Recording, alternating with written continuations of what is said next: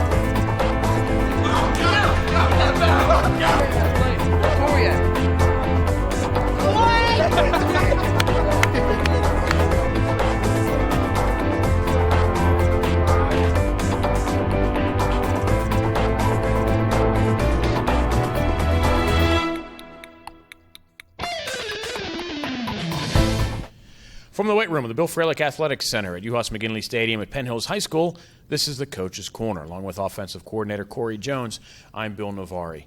Corey, on a winning streak.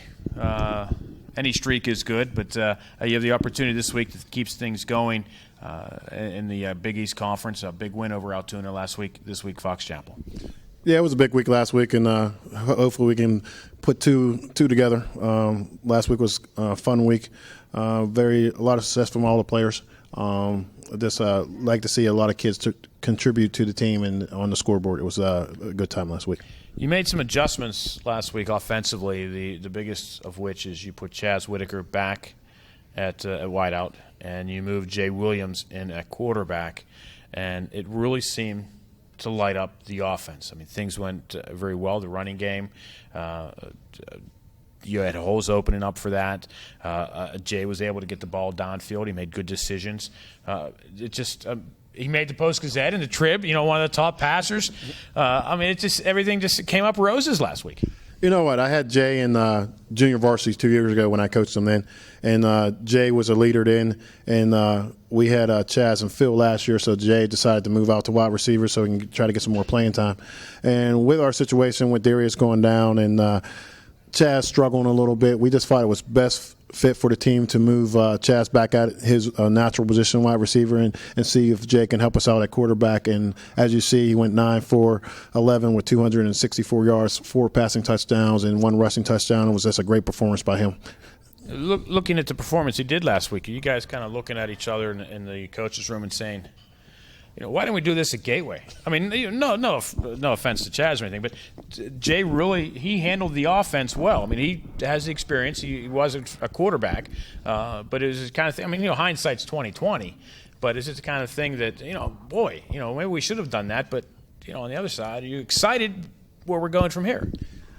I'm very excited where we're going from here. I think Jay has been learning the offense, and he's has a great mind, and he's a great athlete to help us do some things successful in the future here. Like you said, hindsight's 20/20. You know what I mean? Chaz had more reps at quarterback in the near future, so we decided, just to see what Jay can do in practice one day, and we were amazed at what was going on, so we just decided to go with it, and Friday night was a good day for him. Granted, the opponent was Altoona. It's not a Gateway, it's not a Central or whatever. But if you're able to continue with the performance that he did, the decisions that he made in the pocket, out of the pocket, the way the team played as a team, you have to be excited at where the possibilities where you could go from here.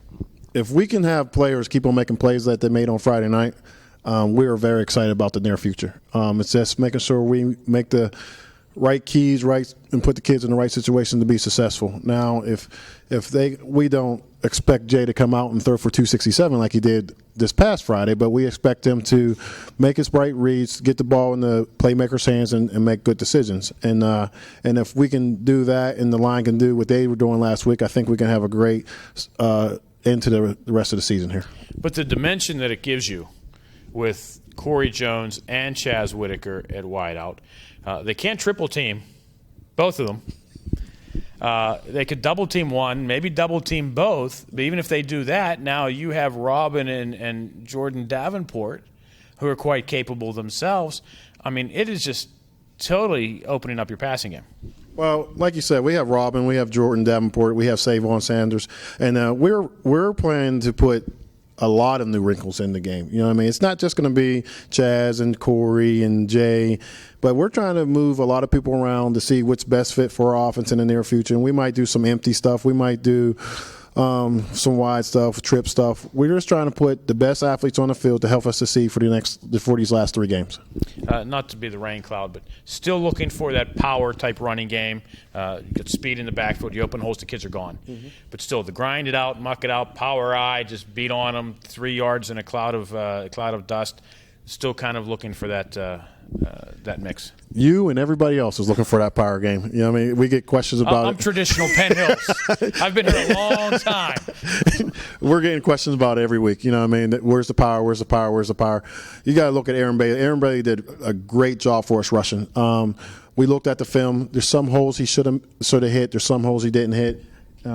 But you know what? In the near future, we're gonna still keep on grinding. We're still make our adjustments, and hopefully this weekend you'll see the power game, and for the rest of the weekends to come. I mean, I only bring it up because Aaron and Eric. I mean, after a while, I mean, when it's just those, I mean, they're gonna take a little bit of a beating. You're gonna need, I don't know if it's gonna be Hester or it's one of these other big kids back here just to try to grind out a couple to give them a break and keep that D line low. Honest. Well, you know what?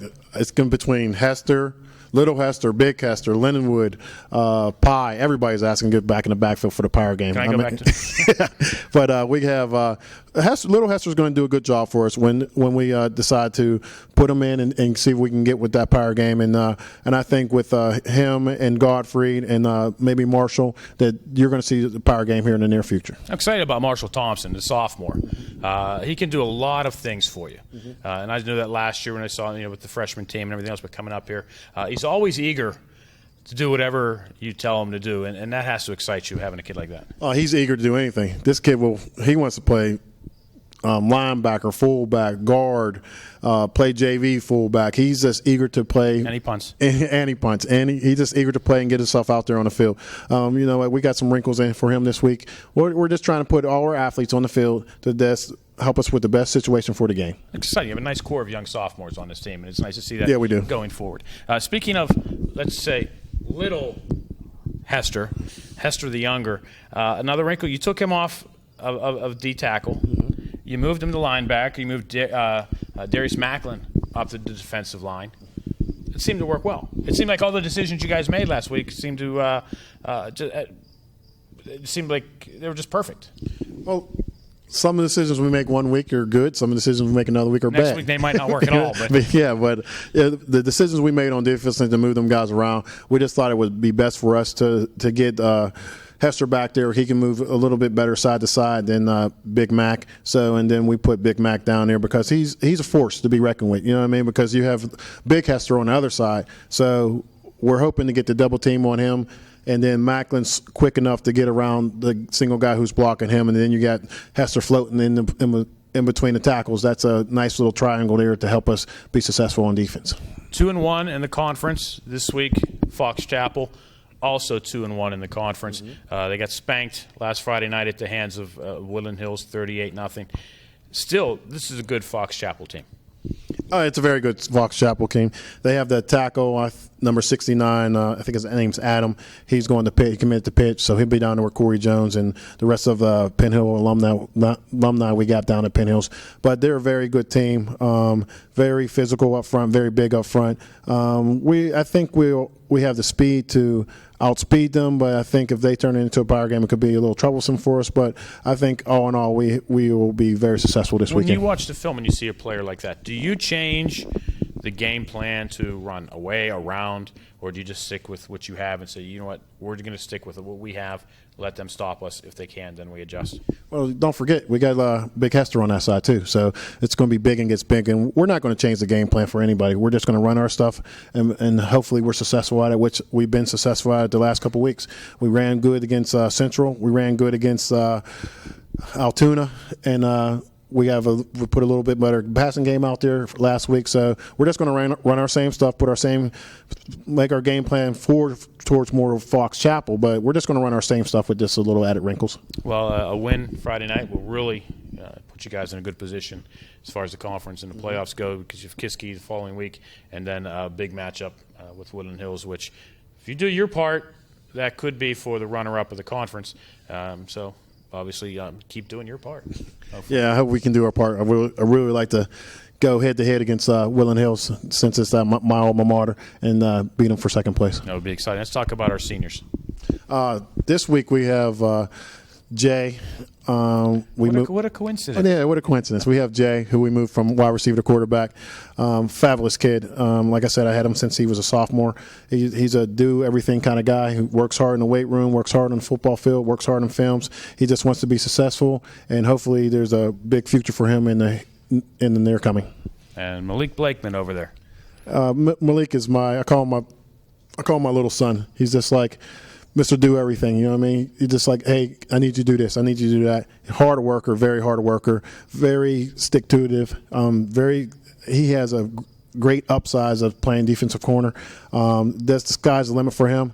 I think he just needs to focus a little bit more, but I think the sky is definitely the limit for him. And unfortunately, we'll be without him.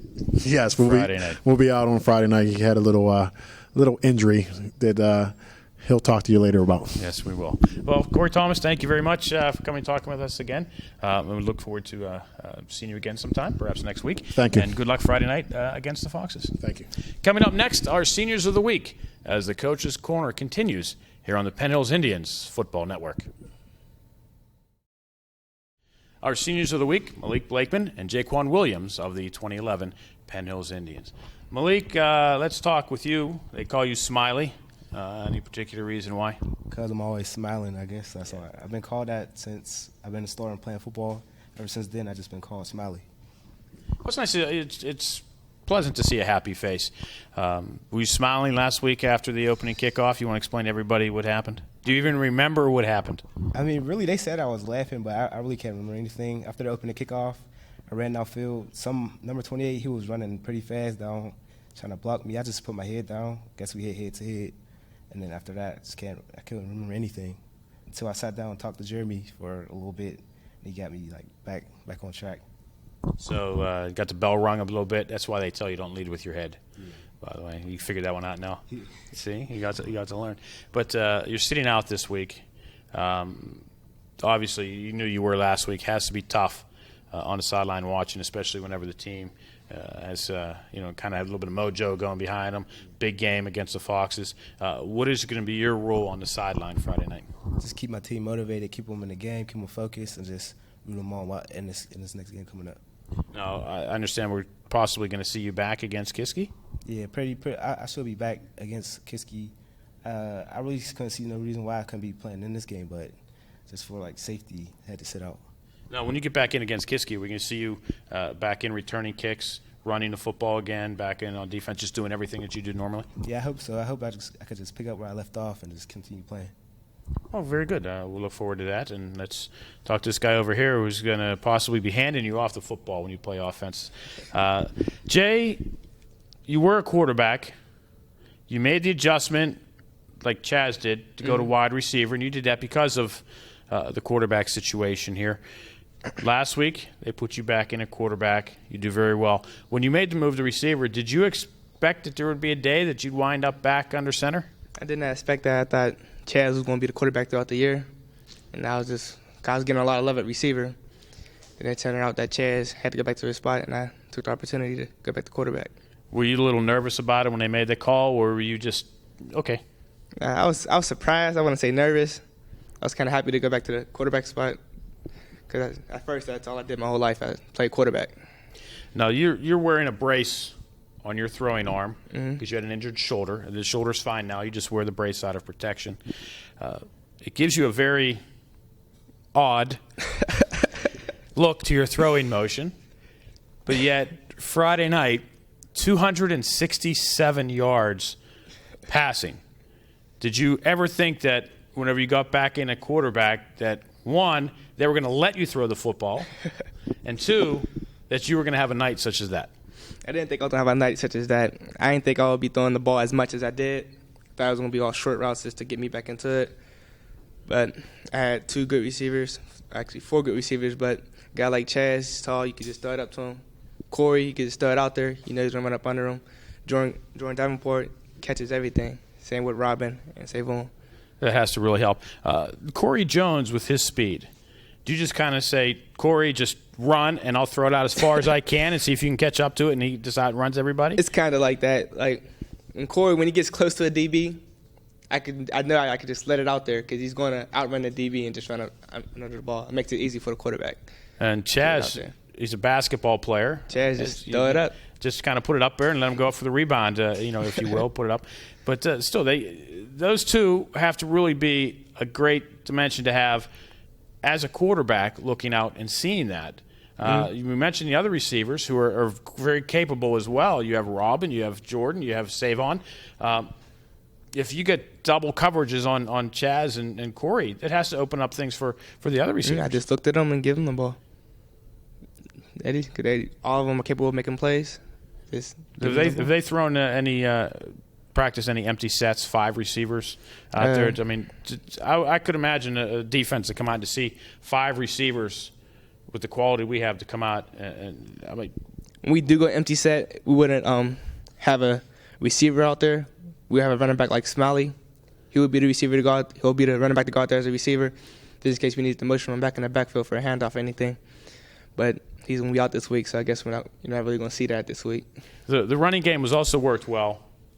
When you have a running game where the offensive line is opening holes, Aaron, Eric, they're picking up yards. That has to help you as well, not only as a comfort zone as far as you're not going to be in 3rd and long all the time, that you have opportunities to do things with the football. Yeah, it helps a lot to have Aaron, little Hester, big Hester, Malik. We had Eric Godfrey. He'll be out for this game.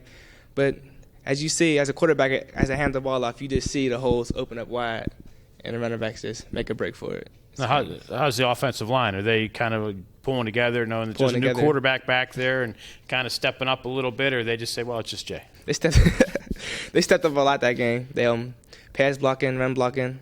They stepped up a lot. Now, when guys like Smiley are back here, and you got Jay and a quarterback, and you have to kind of be in the backfield and block a little bit. Do you kind of say, the level of my blocking depends on the after game meal? What's he buying? Is that? I always try to block for my quarterbacks. I don't ever want to see them sacked or pick up a big loss. So I just try to block as best I can. Just keep them untouched in the backfield. Do you remember much of Friday night?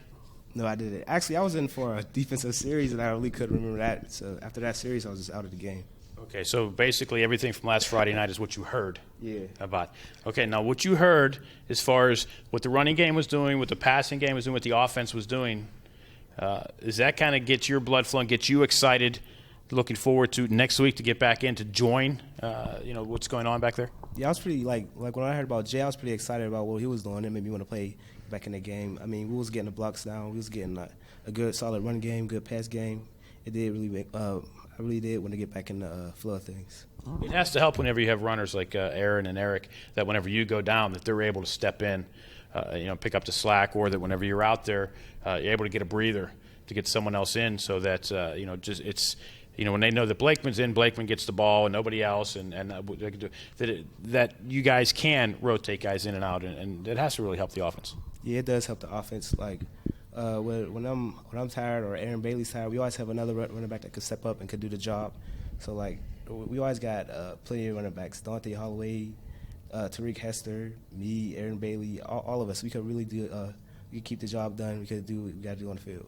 One thing I haven't really recalled seeing so far this season has been your just basic screen pass. Do you keep kind of trying to nudge and say, okay, screen. Okay, here we go, screen. Just to try to get you, a little ball and get you a little running room and some blockers? We did have a screen pass, but it was what was it, a 2-option screen? Yeah, so it was really most Corey and Chaz getting the ball, Jay, back when he's out wide receiver. So it was just a little screen for the running back if the wide receiver was going to open. Okay, but you don't have to set up where, okay, guys, just let let the defense come on in and, get big eyes chasing Jay back there, and Jay just whoop, right over top, and away Smiley goes? Oh, no, we don't have any of them that I recall. All right, I think you need to buy Jay some lunch or something there to try to work that one in for you. But, Jay, you have to be excited as well with the way the offense was. Once you get Malik back, I mean, that's going to give you another weapon back there as well. Yes, that's a big weapon for us. Now we can even run even more and lay off the passing as much. I noticed you wear number 3. My understanding is you wear number 3 because your younger brother, Ray Meir, wears number 3, and you do that to honor your younger brothers. I understand that's the case, right? No, I wore number 3 throughout my whole little league years. My freshman year at Orderdice before I transferred to Penn Hills, and he kind of followed my steps and got number 3. Ray Meir's he's my little dude. You know that. He'll grow eventually. But, I mean, when to move from the high school, when you go to the midgets, your dad coaches the Bantams. Ray Meir's on the Bantams. A couple touchdowns this year. I don't, does he have more touchdowns than you this year, receiving-wise? You guys kind of a little battling up there? Got a little marks battle. Okay. He's up there. But, I mean, what does that mean for you as the big brother, knowing that he wears the 3 because that's your number, that you go down there and try to be that role model? Because I know you're at practice, you're at the games. I mean, is that kind of like, you have a little added responsibility to walk the line there because, your brother and his friends are, look, here comes Jay, and, we got to do what's up. Yeah, my little brother looks up to me, and he comes to all my games.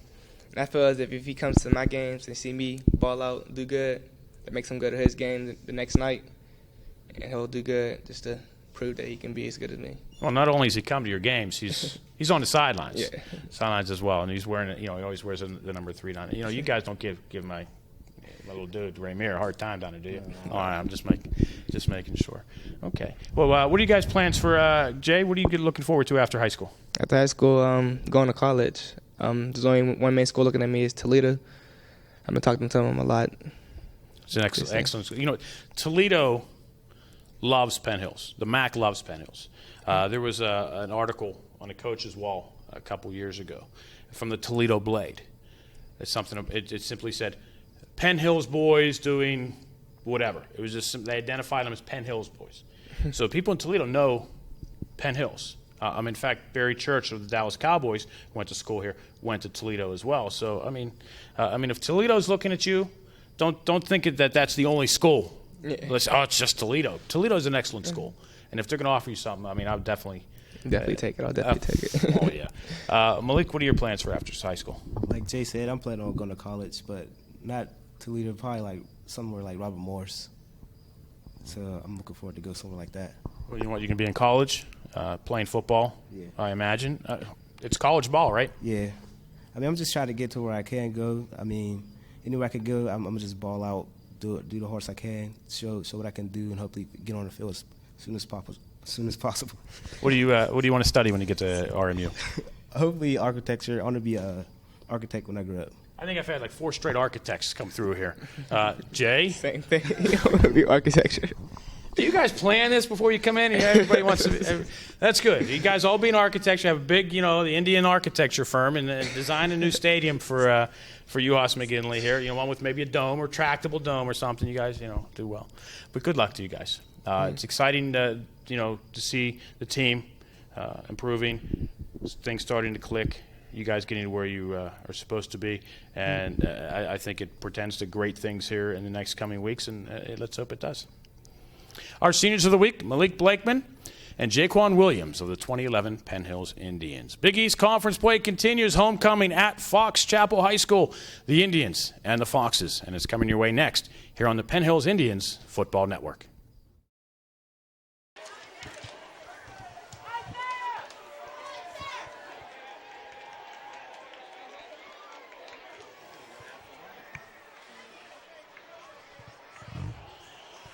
From Fox Chapel Area High School tonight, the Penn Hills Indians continue Quad East Conference play in a big matchup against the Foxes. A very pleasant good evening to you. I'm Bill Navari. Great to have you along for another week of exciting Penn Hills Indians football here on Comcast.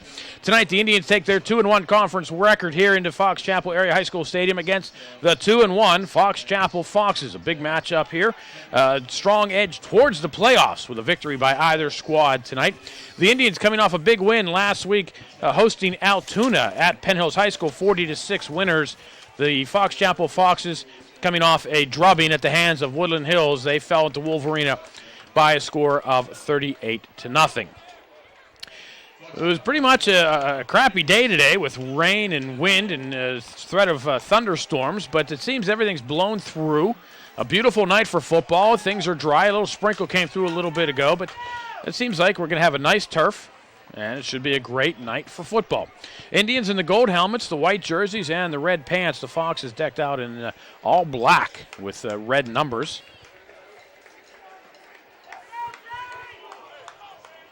Indians conference victories over Plum and Altoona, same as the Fox Chapel Foxes. Indians losing to Central Catholic, the Foxes losing to Woodland Hills last week.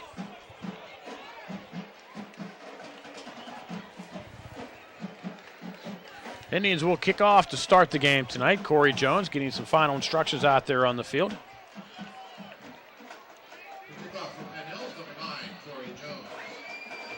Getting final instructions of where he wants, which hash mark he's going to set the tee on. And he's going to go with the one right in the middle.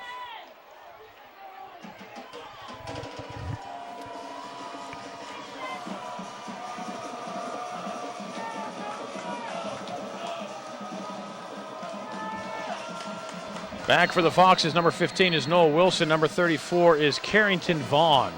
Former Steeler Eric Ravati, the head coach of the Foxes.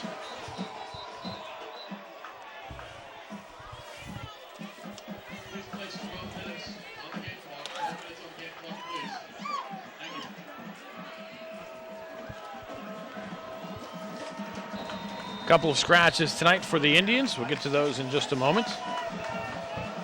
A couple of key individuals not in action tonight for the Indians. And Corey Jones with a nice kickoff towards Carrington Vaughn. Bounces off his chest at the 5-yard line. Picks it up, looks for somewhere to go. And will go down at the 16-yard line. Demond Reed will make the tackle for the Indians. And the Foxes will start deep in their own territory. They're going to mark him, I think, about the 15. Oh, we'll give him the 16-yard line. Missing in action tonight for the Indians, not playing due to injuries and whatnot.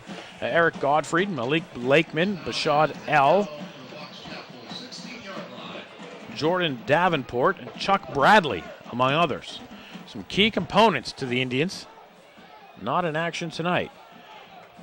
Trevon Hester, Darian Macklin, the tackles up front. Carrington Vaughn goes left side. He'll be submarined. Loose football. They're going to roll him down. Initial hit on the play. Looked like it was from Demond Reed. Before a host of Indians come in to finish him off. And he's going to have a loss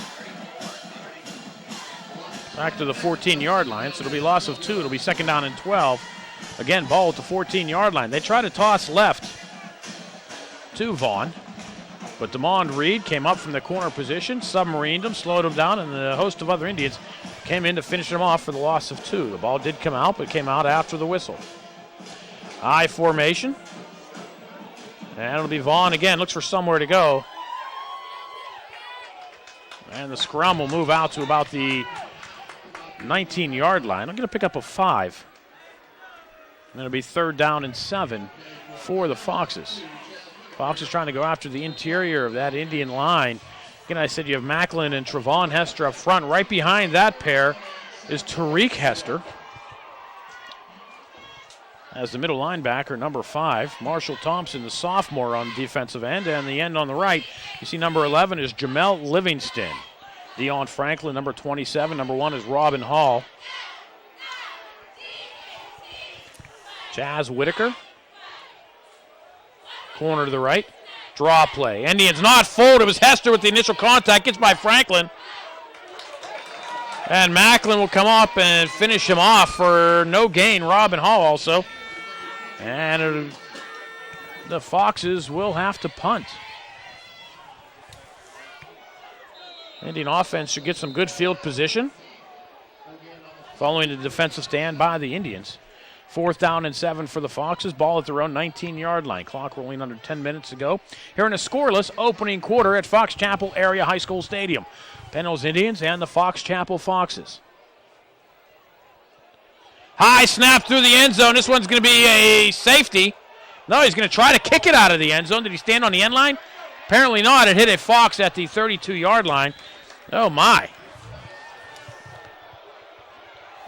That was actually a fabulous play by Connor Duquette. The punter, he picked it up just before it rolled out of the end line, which would have been a 2-point safety for the Indians, and they would have gotten the ball back. But he managed to pick it up and got the kick away in spite of having a number of Indians standing in front of him. Nonetheless, with 9:35 to go here in the opening quarter, the Indians will have great field position. Ball at the Fox Chapel 33-yard line. Jaquan Williams up under center for the second week in a row for the Indians. 267 yards passing last week, keeps it on the ground. Bailey loses the football. Excuse me, it was Corey Jones. Corey Jones loses the football. The Foxes recover. Not the way the Indians offense wanted to take advantage of the great field position, but the Foxes have it at the 36. So the play by Duquette to pick it up and get it out of the end zone not only saved points for the Foxes, but they have the ball back at the 36. One play for the offense. Didn't even get to mention the starters, but I'm sure we'll have plenty of time later. Indian defense back on the field.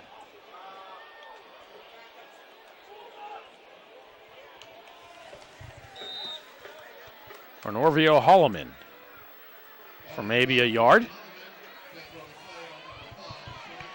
Tariq Hester with the tackle for the Indians. Homecoming for the Foxes tonight. Nice parade, lots of skits, shows. Enjoyable time here tonight. Foxes from the shotgun. Quarterback keeper. Indians are there, but a gain out to the 42-yard line. Pickup of about 5 for Noel Wilson. Jamel Livingston will finally bring him down, but not until he gets to the 42-yard line, and the Foxes will now have a 3rd and about 4. Clock rolling under 8.5 minutes to go, opening quarter. Foxes have run 5 plays, the Indians 1.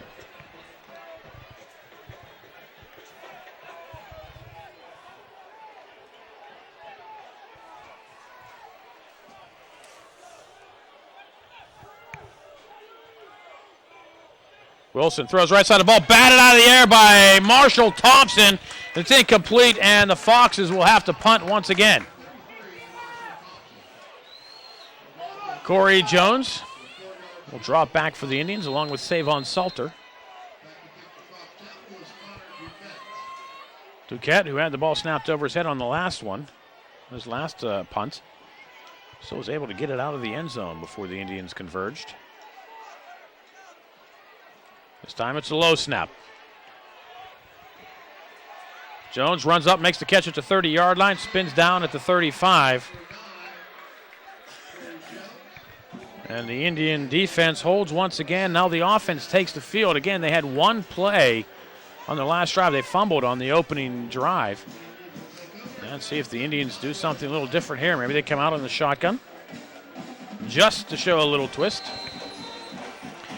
Perhaps not. I see Tariq Hester in, so he'll probably be one of the power backs. Jones will split. Again, it's Hester in front of Bailey in the eye. And it'll be Bailey looking for a hole right side, spins across, picks up about 3.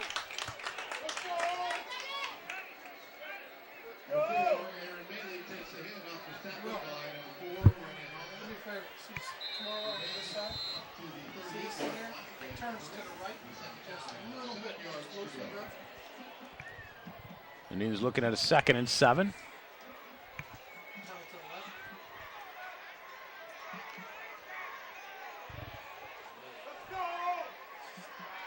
Other left.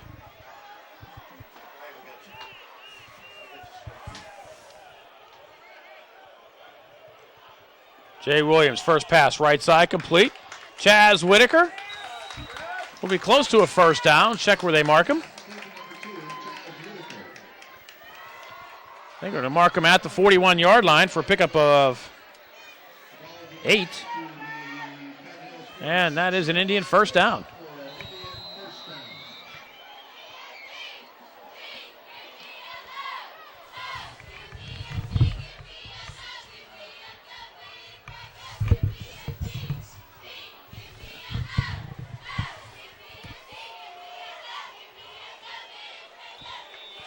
Indians pounded ahead for maybe a yard from Aaron Bailey.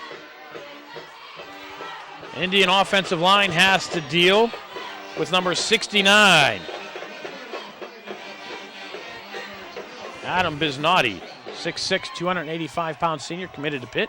Seeing big number 69 there on the defensive line. Seeing when the Indians come out of the huddle here, he'll be standing up there. There's Bisnotti.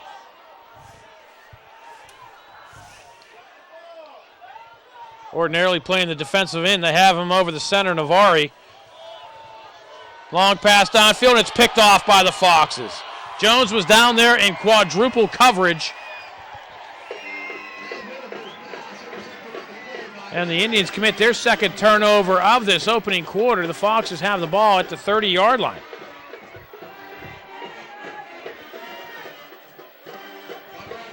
All right, back to the matchup. They move Bisnotti from the defensive end position into a nose tackle.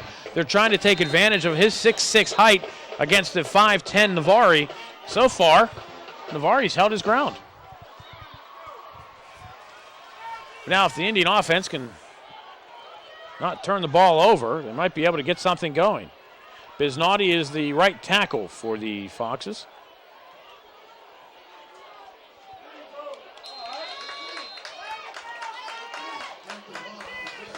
And Carrington will be dropped for a loss by Tyler Wendleton. Back at the 28-yard line, Wendleton comes up. Loss of 2. And it's 2nd down and 12.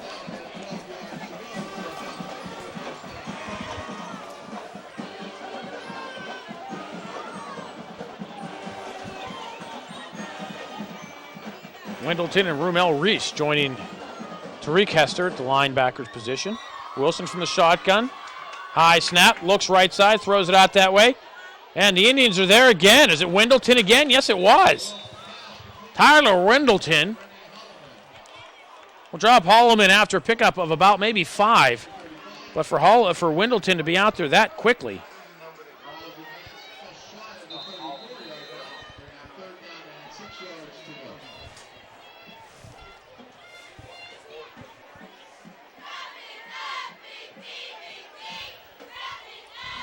Fox is able to pick up 6 on the play and is looking at a 3rd down and 6.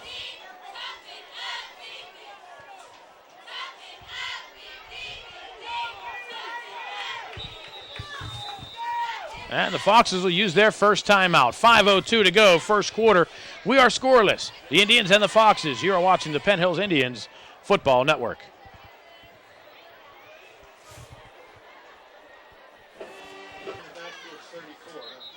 Yeah, when I went to the press box, they had these uppers, so I grabbed them.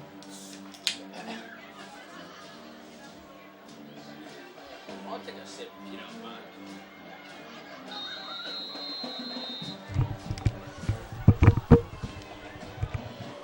Foxes to the line quickly following the timeout. 3rd down and 6. Wilson looking this way, has a man in the flat. Pass complete across the 40 to the 42-yard line. Needed 6, they get 8.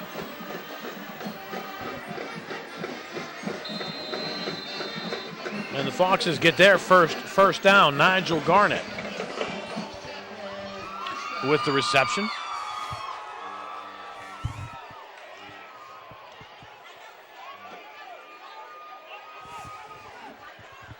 Fox has 3 receivers to the near side. 2 split, 1 in the slot. That's Garnett. He's going to go as the man in motion. Wilson keeps it himself, and we slam to the third. The ball is loose.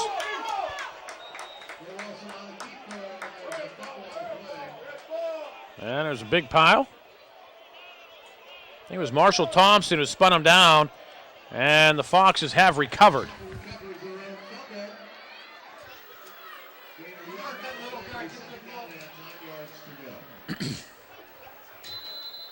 So I guess it'll be a gain of about a yard. Called 2nd down and 9. Indians with an opportunity to get the ball back, but Fox Chapel able to fall on it.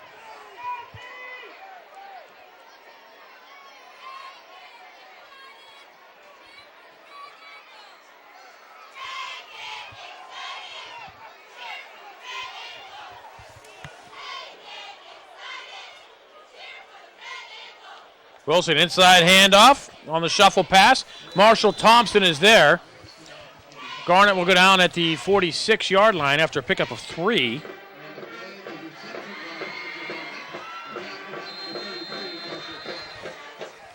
Actually, if you're keeping score at home, that was a pass.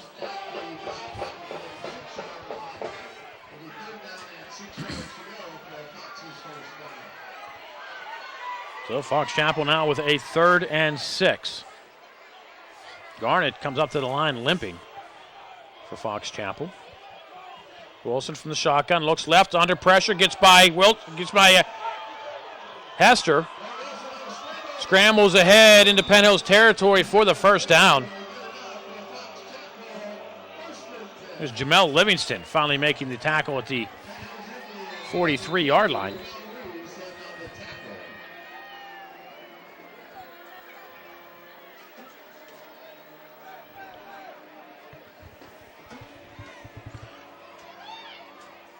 About 14 yards on the scramble, and the Foxes with another 1st down.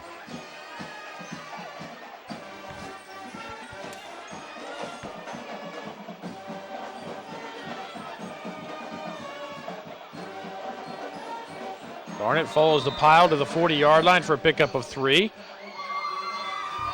Thompson and Livingston on the tackle. It'll be a gain of 3, 2nd down and 7. Indians had an opportunity to sack Wilson on that 1st down scramble, but Hester unable to hold on to him as Wilson eluded the rush.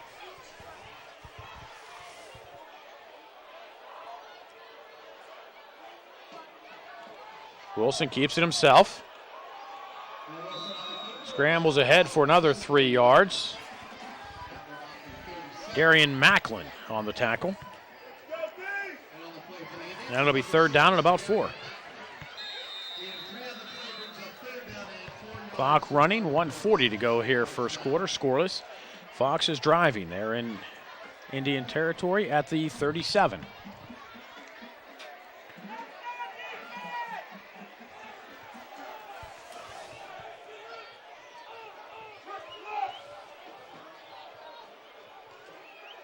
Low snap, Wilson on the keeper. Indians are there.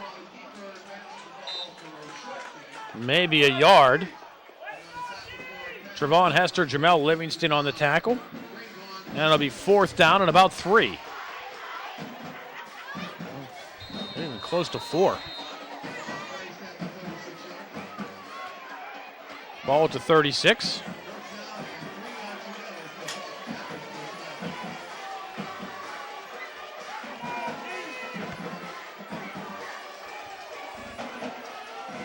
Fourth down, Foxes.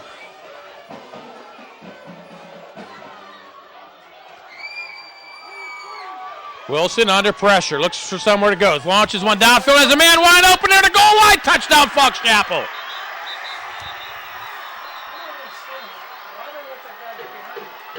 Hall and Reed let the man get behind him, and that's a touchdown.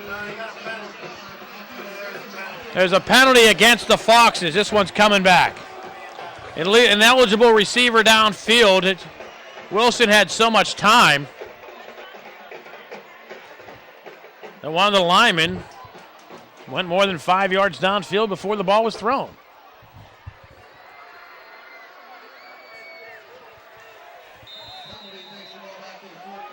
So now it's 4th down and 8, and the Foxes will punt.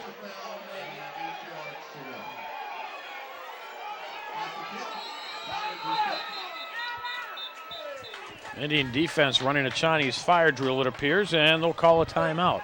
31 seconds to go, first quarter. We are scoreless. Penn Hills, Fox, Chapel. Indians dodging a bullet so far. You are watching the Penn Hills Indians Football Network. That's unnaturally big. I wouldn't be surprised if we're sitting at home watching the big game. His name pops up. Who's naughty? Yeah.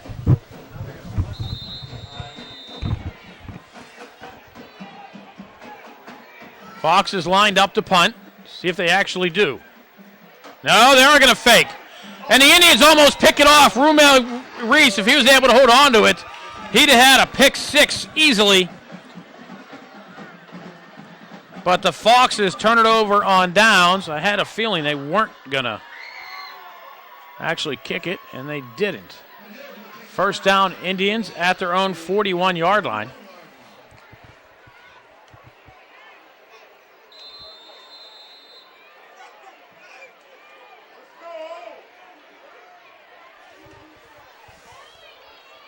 Williams from the shotgun. Moves Bailey to his left. Twins to the near side.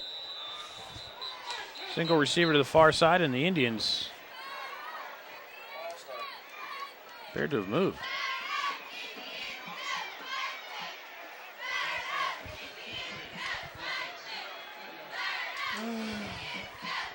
Appeared one of the receivers moved. Oh, the Indians with a 1st and 15.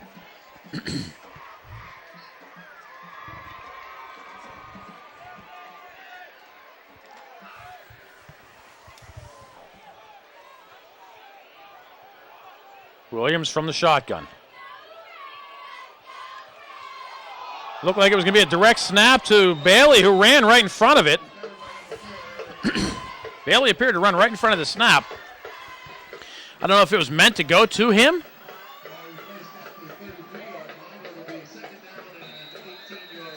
But the Indians will lose 3.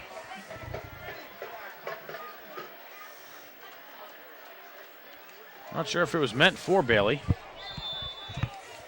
But that'll do it for the first quarter. After one period of play, the score, Penn Hills 0, Fox Chapel 0. You are watching the Penn Hills Indians Football Network. Indian cheerleaders on the sideline. As the second quarter action is about to get underway.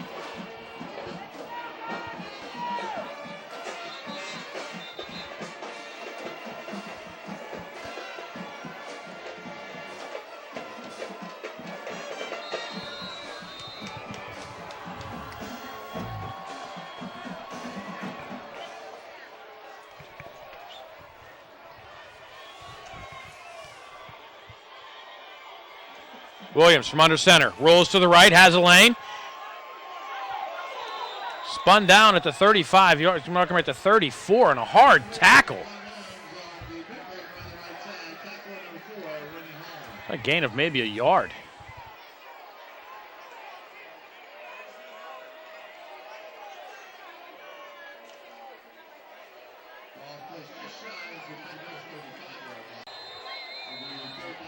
You see Jay Williams going back into the huddle. He's a little shaken from that last tackle.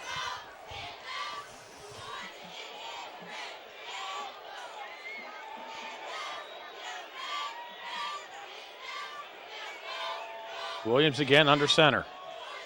Takes a snap, play action, looks, throws downfield towards Chaz Whitaker, is unable to hold on to it at the 50-yard line, and it'll bring up a 4th down for the Indians, who are going to have to punt.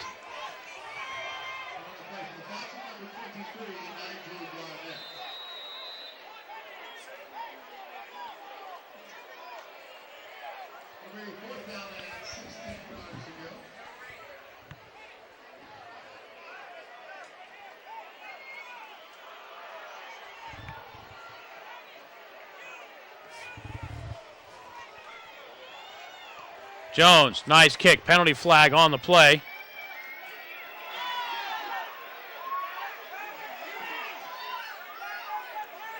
And the Indians will finally bring Holloman down at the 30-yard line. We're going to check the penalty flag.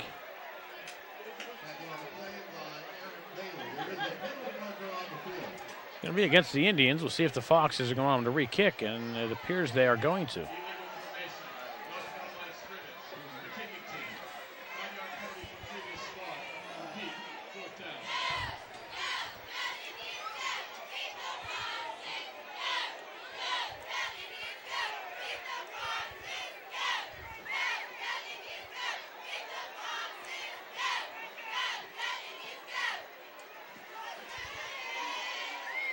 Will the parents of Grace McManus please report to the press box? The parents of Grace McManus please report to the press box. Thank you.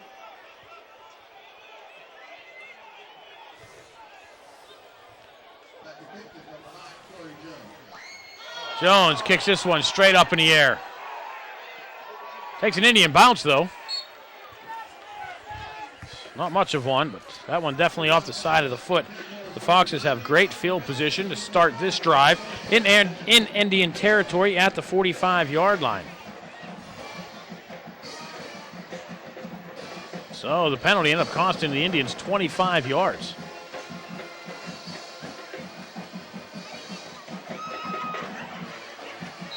So the Indian defense is going to be asked to come up big again.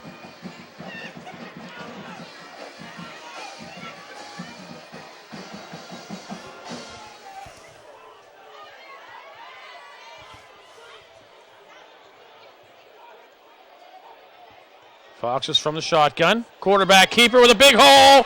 Up the sideline. 10-5. Touchdown Foxes.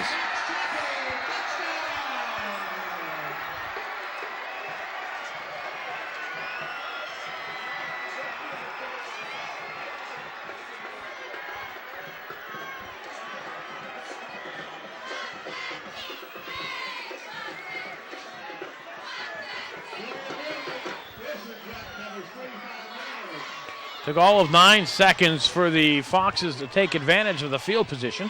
Noah Wilson, just quarterback keeper right up the middle.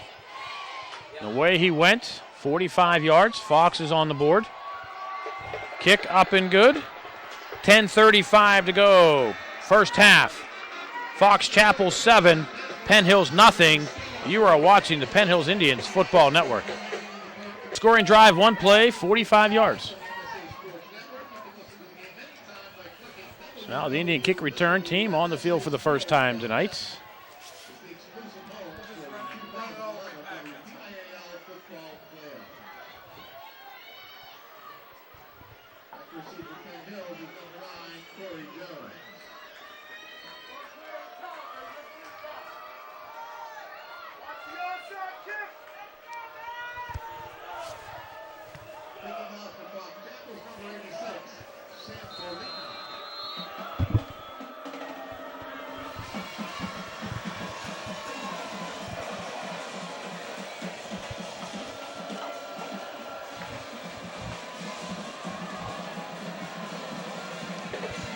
Foxes kick this one deep. Jones from his 4-yard line, looking for somewhere to go. Jones shows the speed, tripped up as he crosses the 20, goes down at the 26-yard line. Nice return by Jones. And the Indians, some decent field position.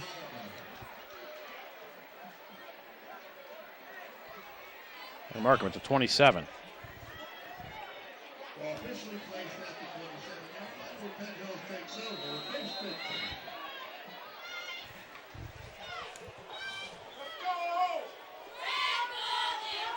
Williams from the shotgun.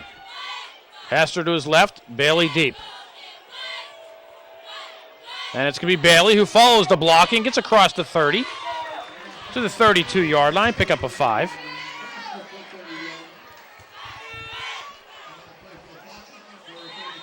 And Indians with a second down and 5. Indians 1 first down in the half so far.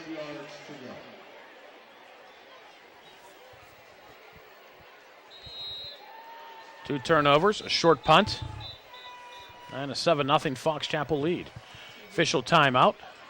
Equipment problem. Quentin Warginis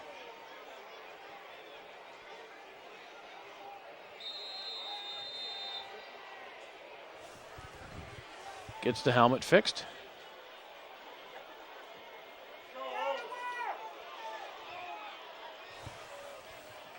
Now the Indians again, 2nd down and 5. Ball at the 32-yard line. Williams throws right side. Jones looking for somewhere to go. Ran backwards at first. And the Foxes are there, still on his feet, looking for somewhere to go. Corey Jones coming near side, has the blockers in front. Jones across the 40, 45, knocked out of bounds at the 46-yard line. The Foxes should have had him for a loss, but Jones made the plays. Made the moves necessary to avoid the tackles. Picked up 14 yards and a 1st down. Could be the kind of spark the Indians need to get things going here in the first half.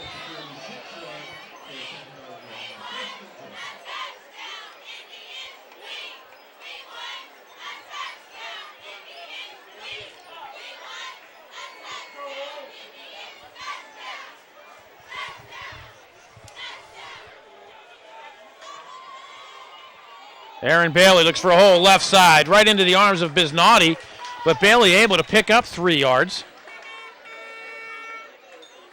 And the Indians with a 2nd down and 7.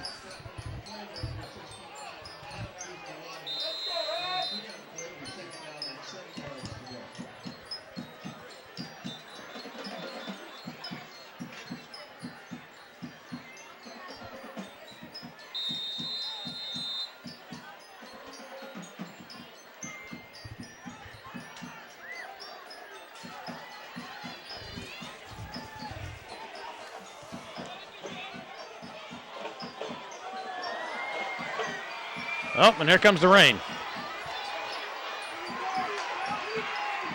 And there goes Bailey for a 1st down.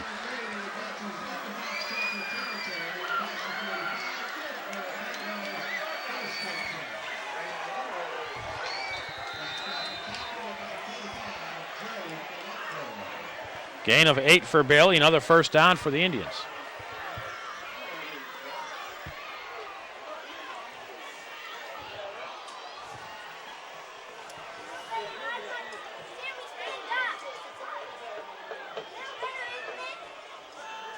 Tariq Hester thunders his way for a couple.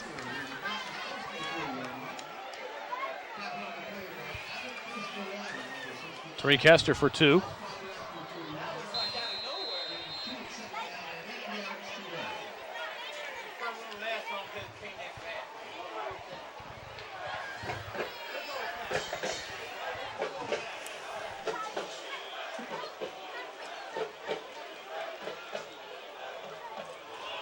Indians lose the football on the exchange, and the Foxes have it at the 45-yard line.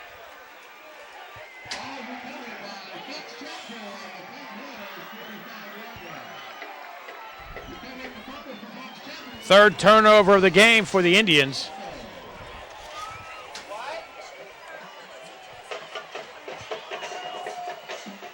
And the Foxes will have it at the 44-yard line.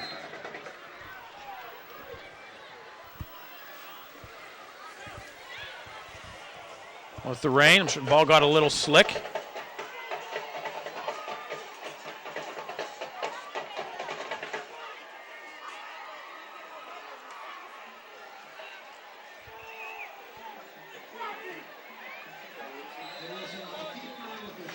Wilson keeps it himself, maybe 2.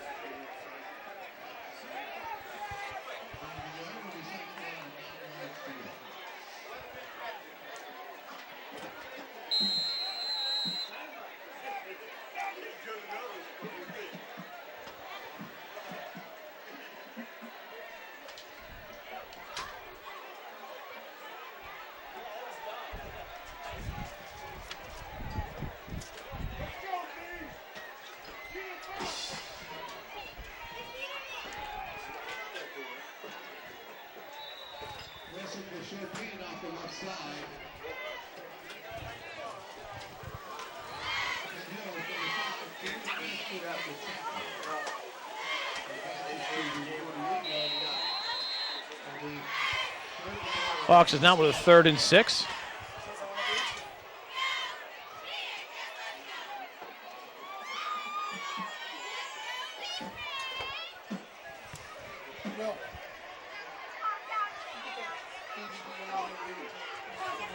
Wilson from the shotgun.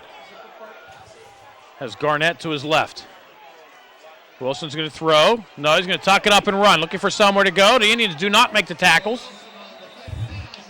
And Wilson down to the Indian 43-yard line for a pickup of 9 and a first down for Fox Chapel. Clock running for 6:15 to go here in the first half. Looks like the rain has subsided.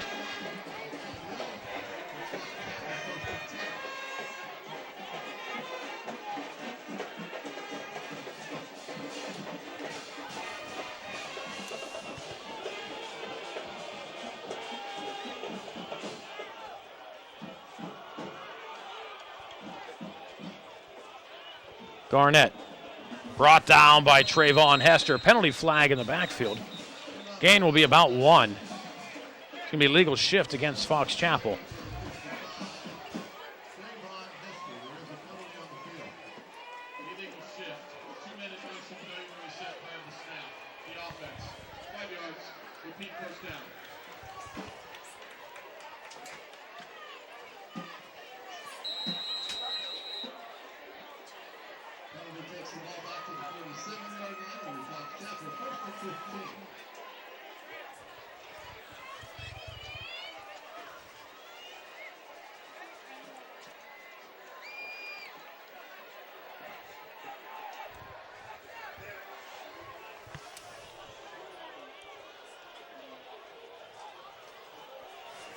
Swing pass, near side. Garnett loses the football. It's an incomplete pass.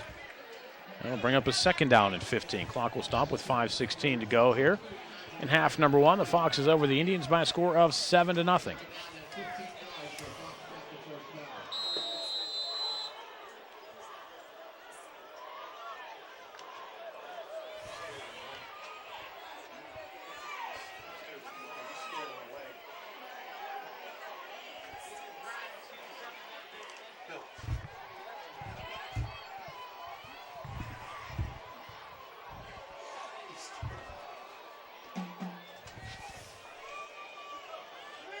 Wilson trying to quarterback keeper. Livingston got the paw in, and then Hester brought him down. Making progress at the 49-yard line. It'll still be a loss of 2. And the Fox is looking at a 3rd and 17.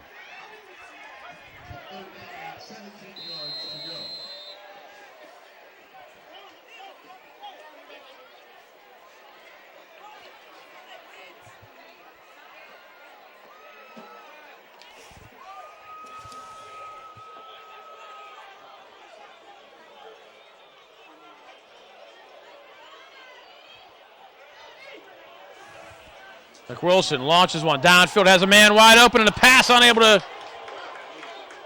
be caught at the 15-yard line. Nathan Hooer. And it'll be a 4th down, and the punt team will come on for the Foxes.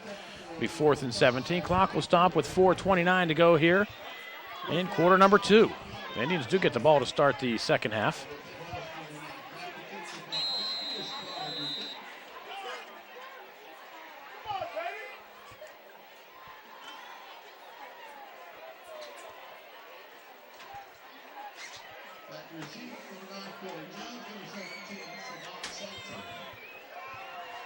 Save on Salter, calling for the fair catch, and hits a Fox at the 24-yard line. So the Indians will have it. 4:19 to go, first half. Fox Chapel 7, Penn Hills nothing. You're watching the Indians Football Network.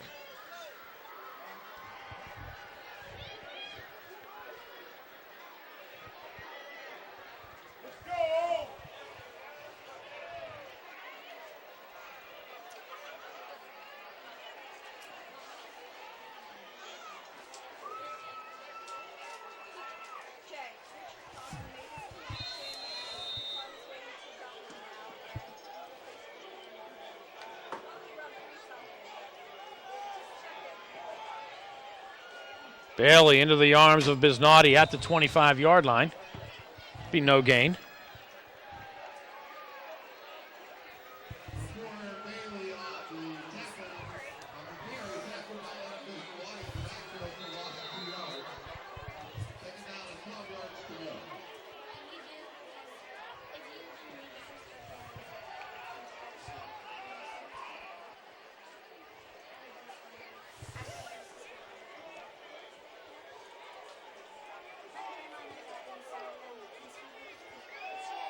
Williams rolls to his left, throws, pass complete. Salter spun out of bounds at the 34-yard line after a pickup of 9. And the Indians are looking at about a 3rd and 1.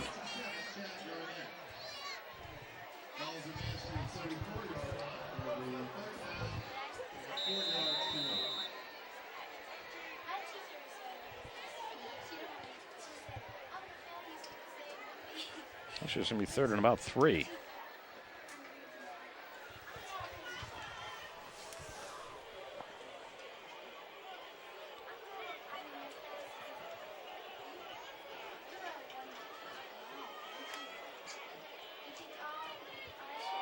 Williams throws ball batted. That'll bring up a 4th down for the Indians. Clock will stop with 3:33 to go.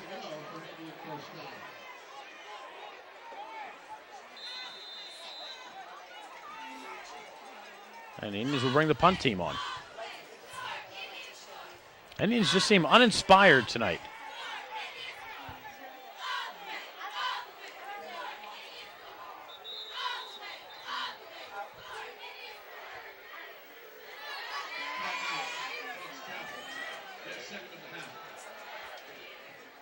Well, timeout. 3:33 to go, first half. Fox is 7, Indians nothing. You're watching the Penn Hills Indians Football Network.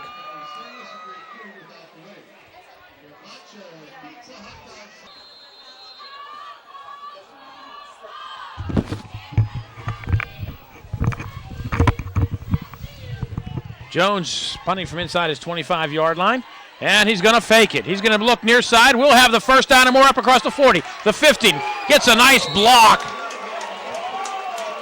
from Aaron Bailey, and Jones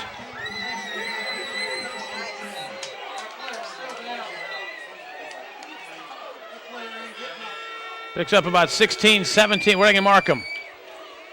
At the 48-yard line. That'll be an 18-yard gain for Jones.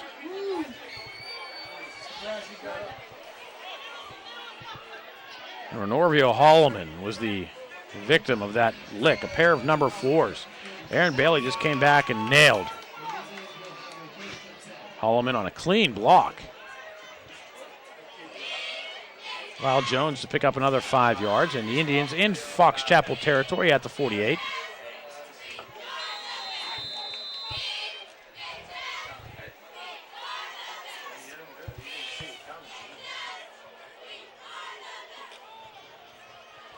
Bailey brought down from behind.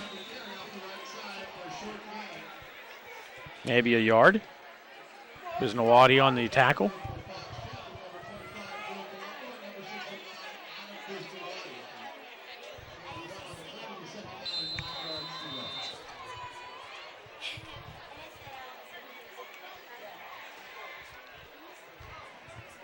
Clock under 3 minutes and running here in the first half. Indians looking for the tying score. They trail 7-0.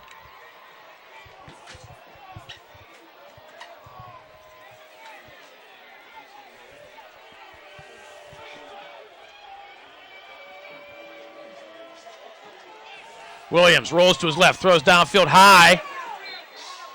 Contact before the ball got there, nothing called. And there's an injured Fox. It'll be 3rd down and 9. Following the timeout, 2:31 to go, first half. Penn Hills trails 7-0. You're watching the Indians Football Network.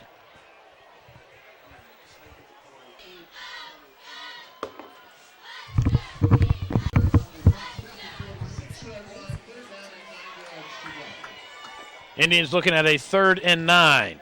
2:31 to go in the half. Hall and Whitaker split to the near side. Jones and Salter left. Williams in the shotgun with Bailey to his left. Robin Hall with the reception, and he'll be close to a first down for the Indians. It appears he may have it.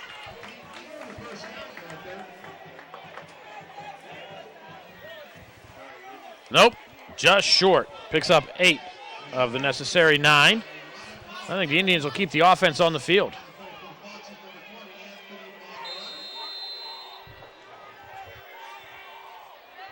Ball just outside the Fox Chapel 37-yard line. The Indians need to get into the 37.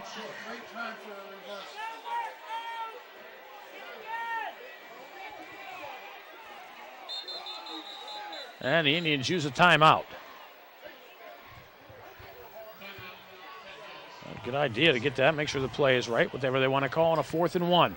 1:50 to go. Period number 2. Fox Chapel 7, Penn Hills nothing. You are watching the Penn Hills Indians Football Network.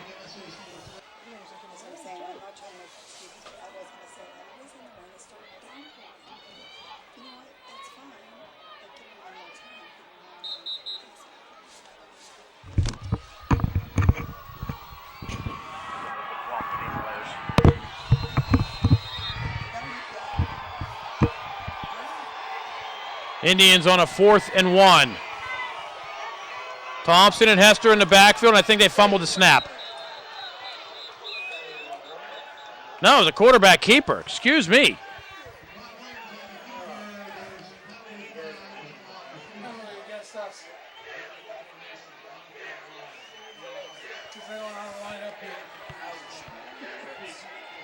Indians didn't line up right, an unbalanced line. That'll be 4th and a long 5. Oh, they had the first down on the keeper from Jay Williams.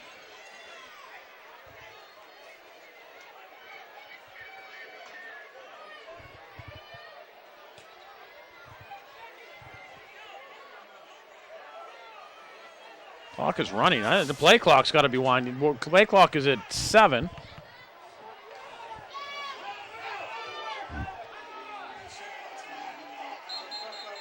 And the Indians call timeout. 1:18. Let's take our last break of the half here, possibly. 1:18 to go.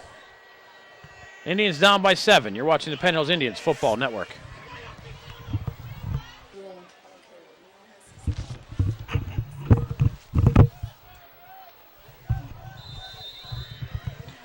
Indians on a 4th, and we'll call it 6. 1:18 to go in the half. Indians trail by 7. Trips to the Williams left, throws over the middle to pass. Intercepted by the Foxes. Pizzuto will make the tackle.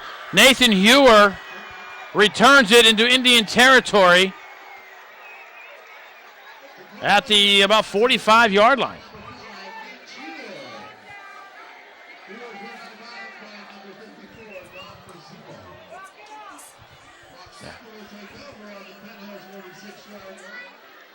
So the Foxes will have it at the Indian 46. They have one timeout left.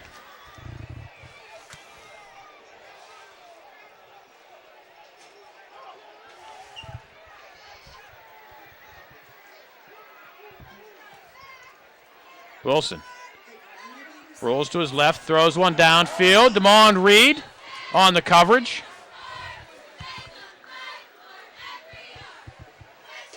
Nothing called, and it'll be 2nd down.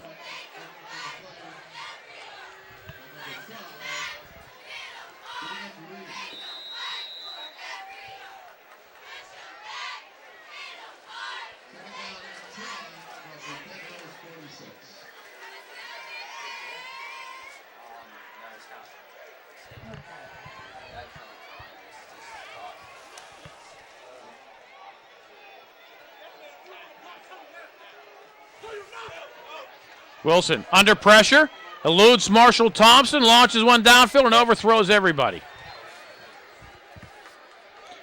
Robin Hall was on the coverage up the sideline, but that one appeared maybe it was just thrown away.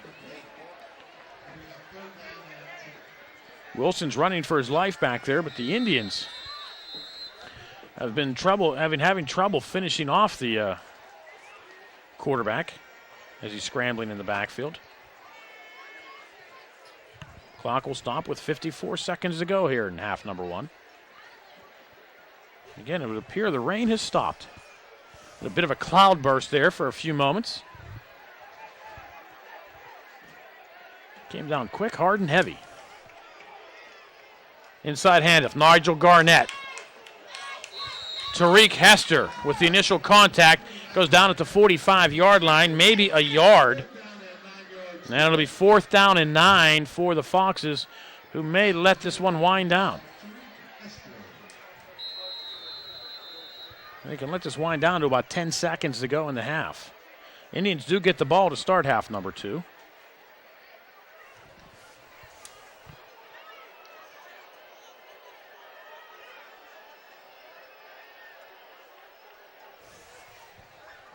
It appears that's what the Foxes will do.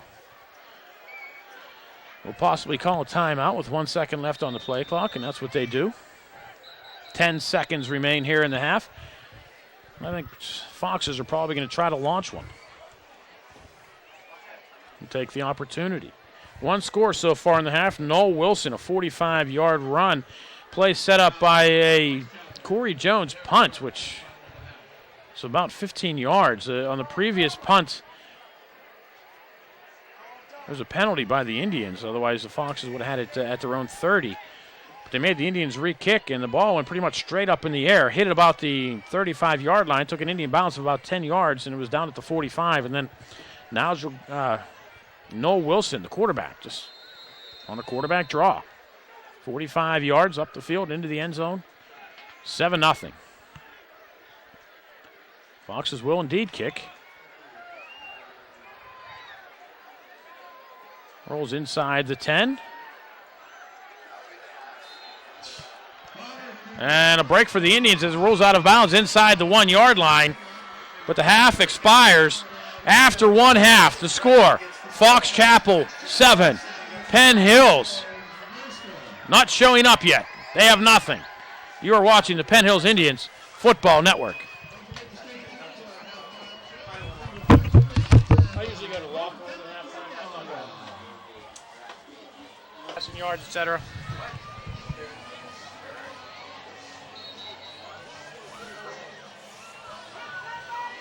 Second half action about to get underway here at Fox Chapel Area High School Stadium with the score, Fox Chapel 7, Penn Hills 0. First half recap quickly. It seems like the Indians couldn't get out of their own way. 3 turnovers, 2 interceptions, 1 fumble. Turned the ball over on downs.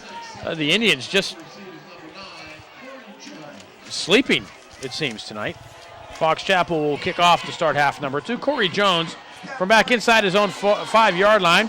Fumbles, picks it up at the 7, looks for somewhere to go, has the sideline on the near side, has a nice return across the 30, runs into his own man at the 32, and goes down there. Dante Holloway was the Indian he ran into, but it's a nice return by Jones. Gets the Indians nice field position at the 32-yard line, where the Indians will start their opening drive here of half number 2. 2 interceptions for Jay Williams in the first half, 1 fumble on a handoff from Williams to Aaron Bailey. Coming in Fox Chapel territory, so the Indians not doing themselves any favors tonight. 1 touchdown, a 45-yard run on a quarterback draw for Noel Wilson of the Foxes. And Marshall Thompson jumps a bit early, and the Indians will start 1st and 15. Aaron Bailey, 16 yards rushing in the first half. Corey Jones, 33 yards rushing. Noel Wilson of the Foxes, 78 yards rushing in the first half.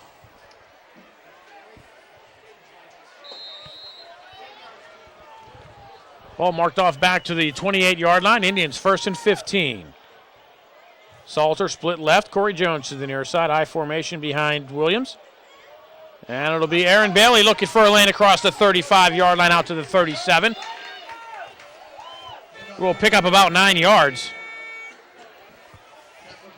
And the Indians will be looking at a 2nd down and 6. Bailey just followed the blockers, went left side.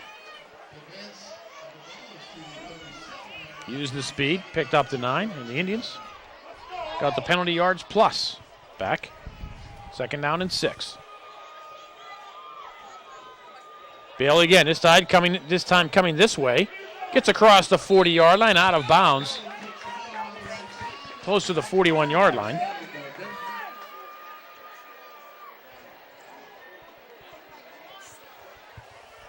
Where it'll be 3rd down and 2. I mean,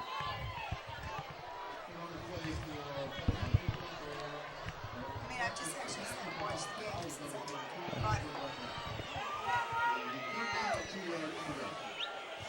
I 3rd and 2. Hester in front of Aaron Williams, and it looks like the Foxes may have given the Indians a first down. No, they're calling this one against the Indians. Oh, my. Ball back to the 36-yard line now. The Indians with a 3rd and 7.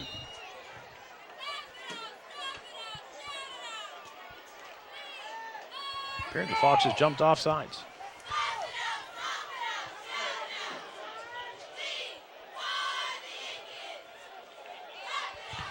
Chaz Whitaker sacked back at the 35-yard line.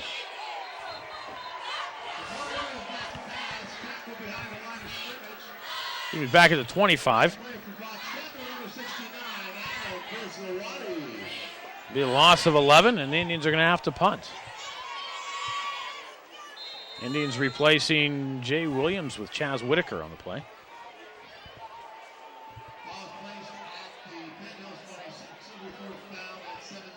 Indians who had a 3rd and 1. Takes a low snap. Jones, nice kick. Hits it to 40, takes a Fox Chapel Foxes bounce, and the Indians sit there and look at it instead of downing it.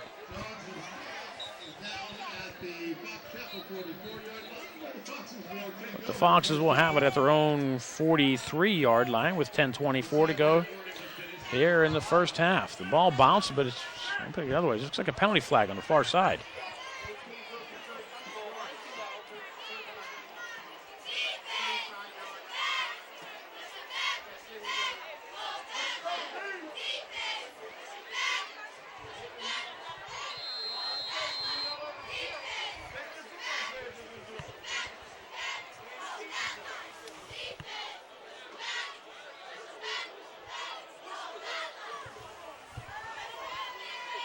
Noah Wilson gets a call from the sideline, comes in, nice shot of the Indian defense.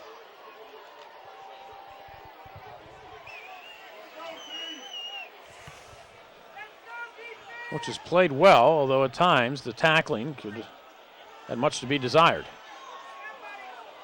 Such as now.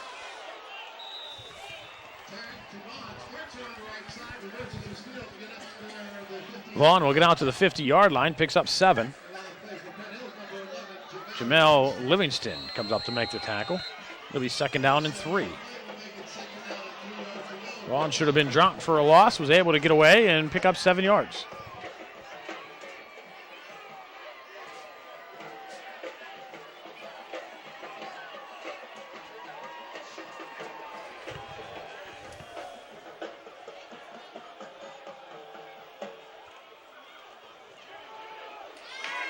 This time the Indians are there.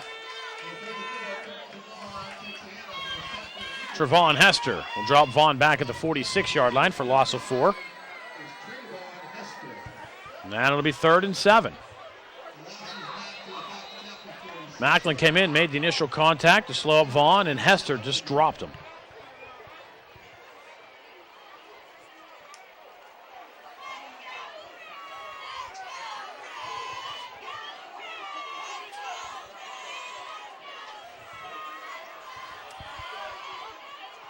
Wilson on the option. Picks up maybe 2. And there's an injured Fox on the field. Big number 72, Nico Santarcangelo, 6'4", 285. He helped off the field, and the punt team comes on for the Foxes. Clock stops at the moment with 8:52 to go here, 3rd quarter. Indians trail by 7.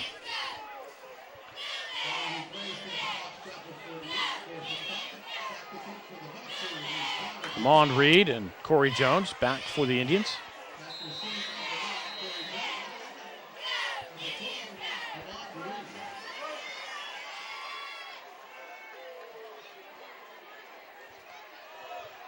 Line drive kick, bounces at the 25-yard line. The Foxes will watch it roll inside the 20 and go dead at the 17-yard line. 8:33 to go, 3rd quarter. Fox Chapel 7, Penn Hills nothing. You are watching the Indians Football Network.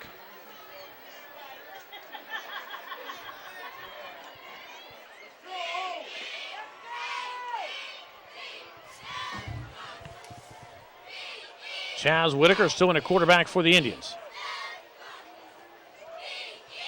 And it'll be Tariq Hester thunderings across the 25 to the 26-yard line.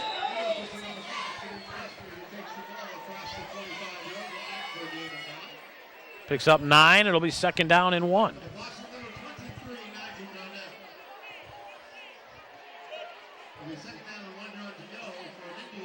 Jay Williams walking the sideline. He took a nice hit. Just thrown to the turf in the first half, perhaps injuring that shoulder again. Jones near side. Salter left. Whitaker under center. Whitaker. Roll to his right. And we'll lose 2.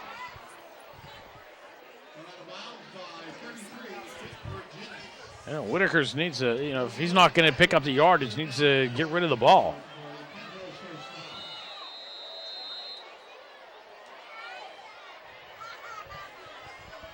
In fact, he made it back to the line of scrimmage. Apologies to Chaz. No gain. Still 3rd and 1.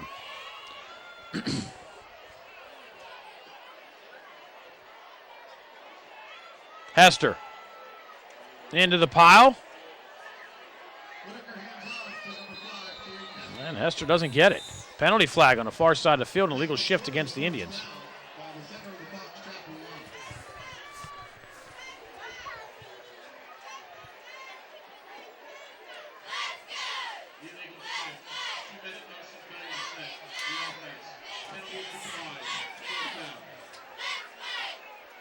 So the Indians pick up 9 on the first play, and on 2nd and 3rd down, unable to pick up the remaining yard. And it'll be 4th and 1. And the punt team comes on.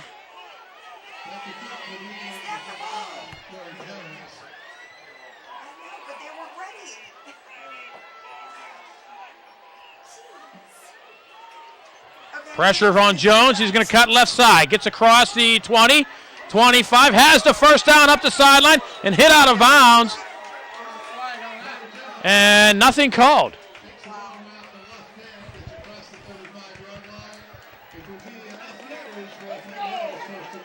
That's a first down for Jones. I don't think that was a designed fake.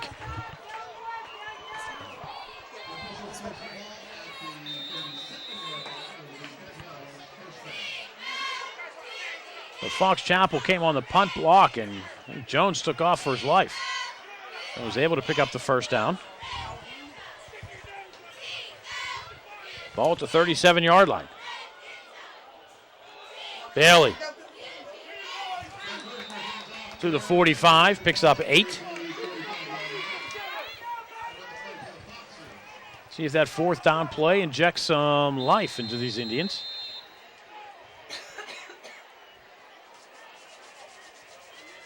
Who seem to be, shall we say, uninspired. Or so they've appeared in the first half.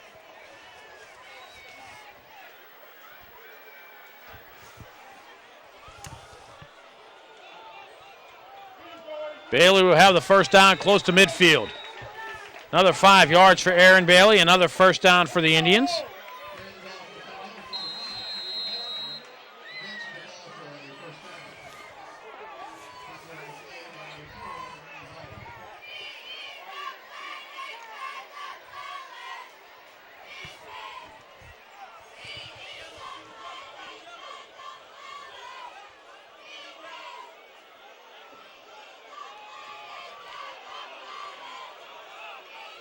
Whitaker didn't have a chance on that one.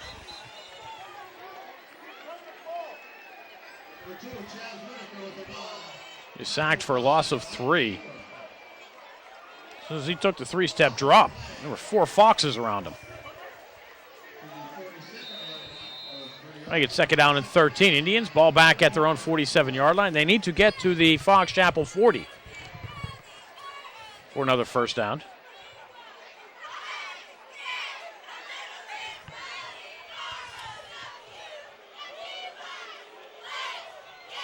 Bailey cuts it up.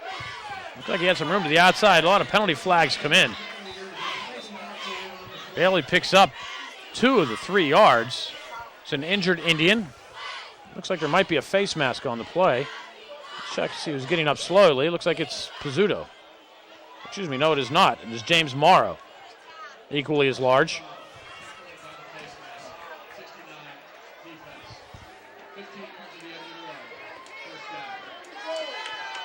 So the penalty will give the Indians a first down inside the Fox Chapel 40, about the 37-yard line. Actually, beat the 36.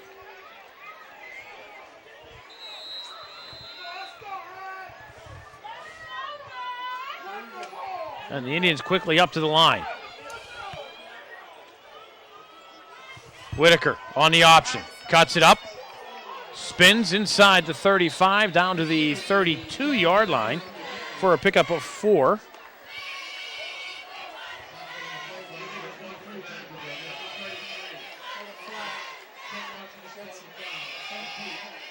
On a penalty flag back at the 41-yard line.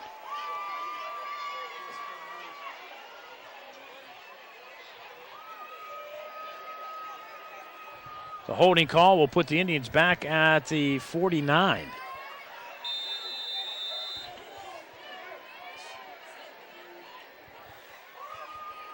So, in essence, a 15-yard penalty.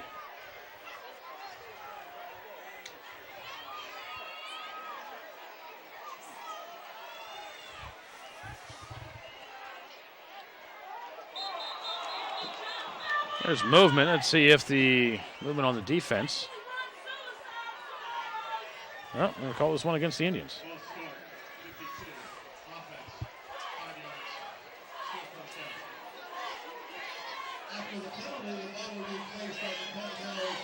That should be first and about 20. 29.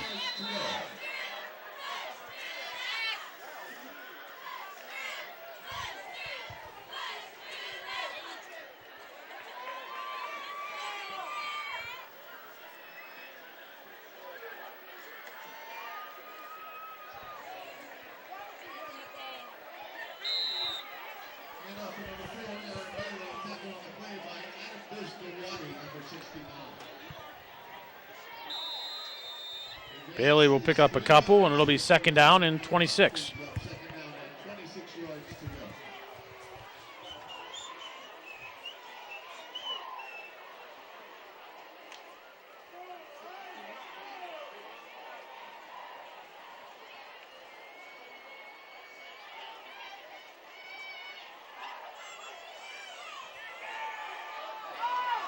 Whitaker loses the football. And it appears Fox Chapel has it.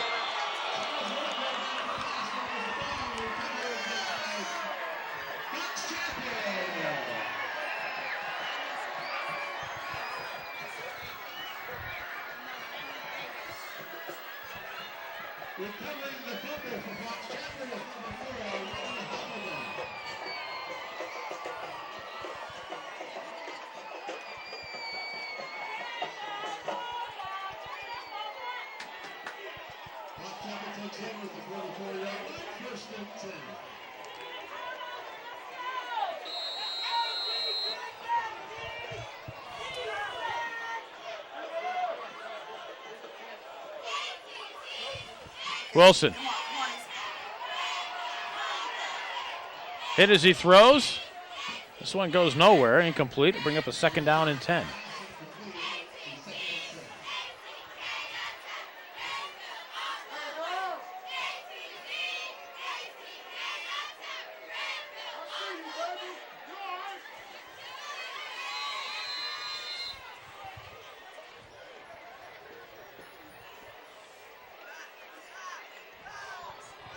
Trainers checking on James Morrow on the sideline.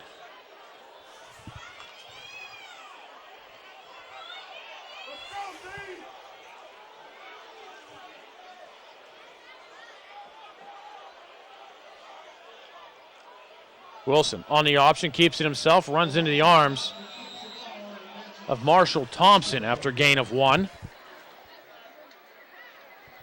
Foxes will be looking at a second down and 9. 2:50 on a running clock to go here in quarter number 3. The Indians still trail by 7. Ball will be placed at the 42. Gain of 2 yards, making it 3rd down and 8 to go. Let's go, B!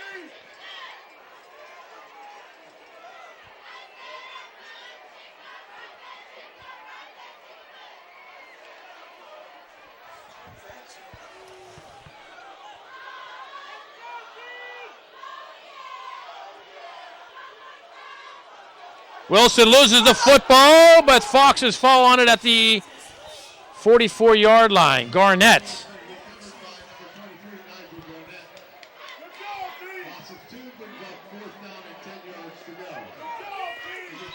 So the punt team will come on. The Indian defense playing well tonight. Breakdown on the one play, which was a 45-yard touchdown run.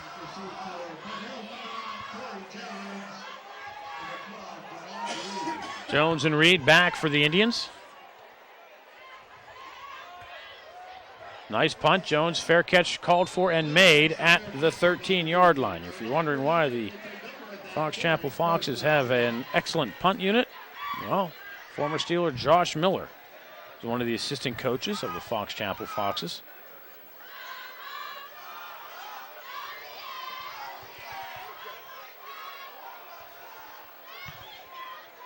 Indians will start 1st and 10 at their own 13.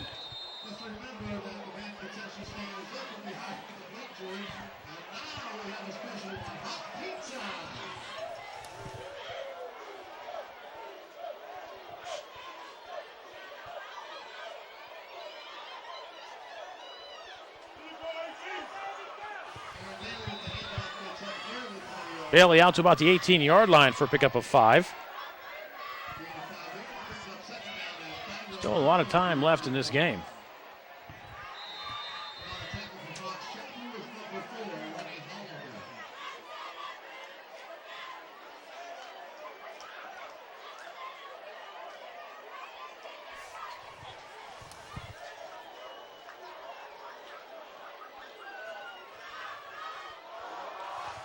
Foxes were waiting for Bailey on that one. No gain. It'll be 3rd down and 5.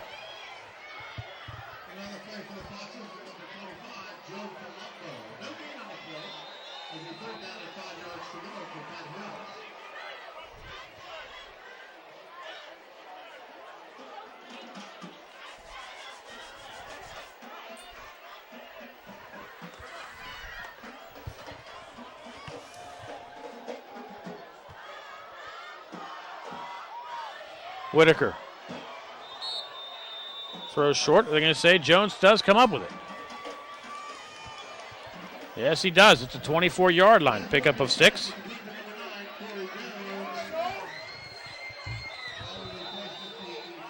It'll be a 1st down for the Indians. The final moments of quarter number 3 here. Indians should be able to get off at least one more play.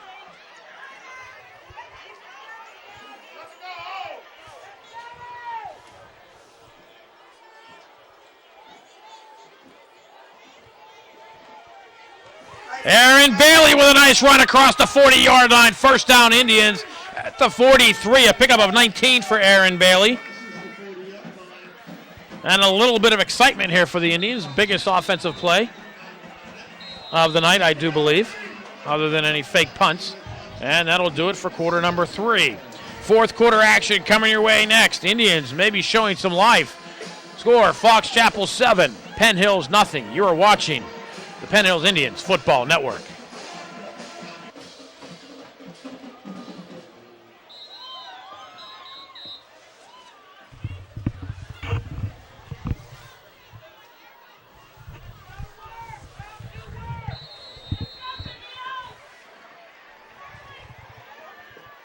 Fourth quarter about to get underway. The Indians with a 1st down at their own 43-yard line.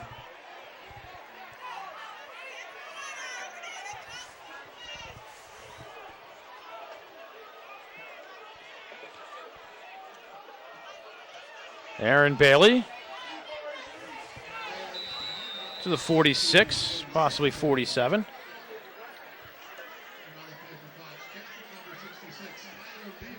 Pickup of 4. It'll be 2nd down and 6. Out to the 47-yard line go the Indians.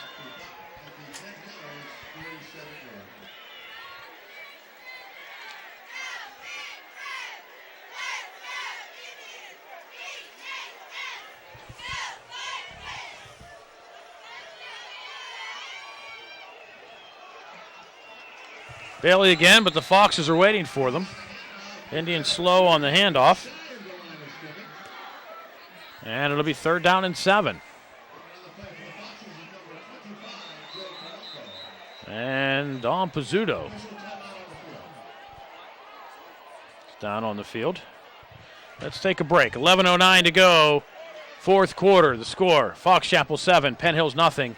You are watching the Penn Hills Indians Football Network.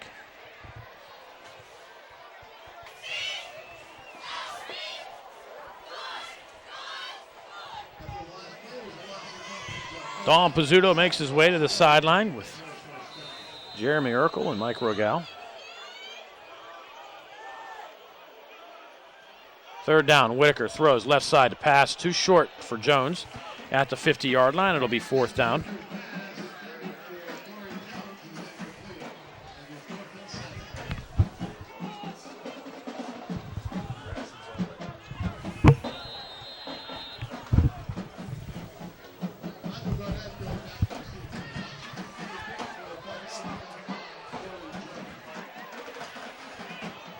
So the Indians drive, stalls. Jones back to punt. Fox stops, 10:59 to go in the 4th quarter. Jones high kick. Takes an Indian bounce inside the 20, goes out of bounds about the 15-yard line. Nice kick by Jones. Fox Chapel will be backed up deep with 10:48 to go in the 4th quarter at their own, looks like 16. High kick by Jones. Took a nice bounce there at the end. And got it inside the 20.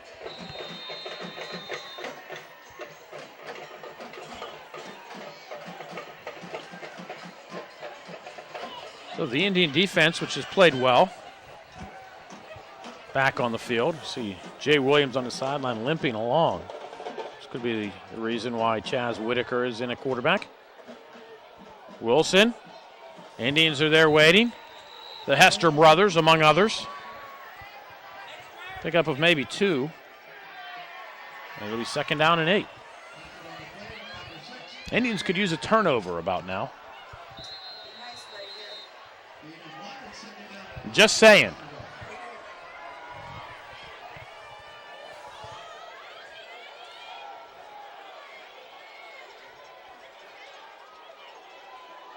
Thompson, Hester, Macklin, and Livingston, the front 4 of your Indians. Wilson from the shotgun. Inside handoff to Garnett, and it's Tariq Hester with the tackle at the 19-yard line, maybe a yard. And it'll be 3rd down and 7.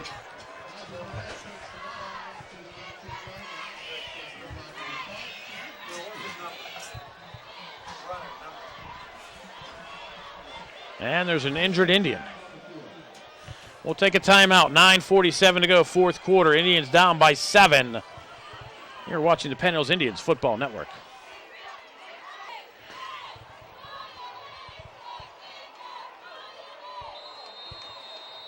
Darian Macklin, the injured Indian, jogs off the field, which is obviously a good sign.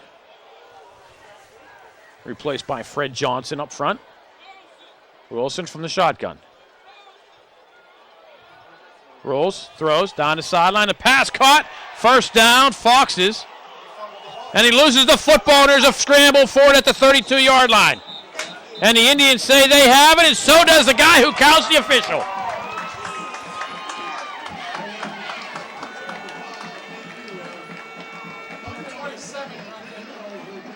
Dion Franklin comes up with the football, and the Indians get the turnover they so desperately needed. Perhaps a shot of life here. Great field position at the Fox Chapel 32-yard line. It was Nathan Hewer who's had an excellent ball game. Had a nice reception, but fumbled on the tackle. And the Indians come up with it. Tariq Hester to the 30.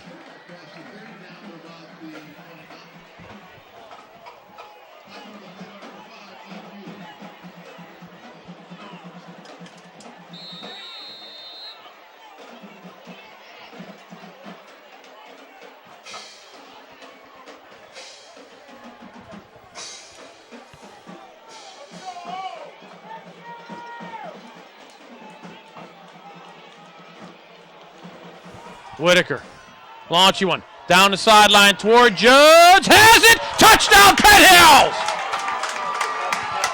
Corey Jones, 30 yards from Chaz Whitaker, and the Indians get on the board.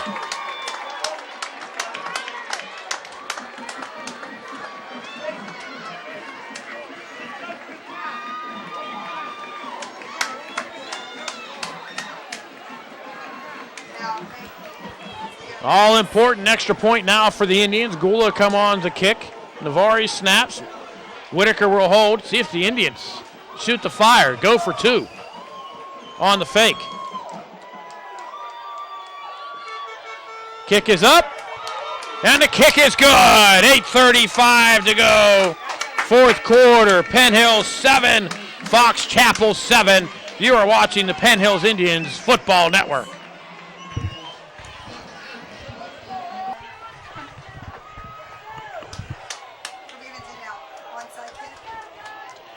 Indians capitalize on the turnover. 2 plays, 32 yards. Corey Jones, a 30-yard pass from Whitaker.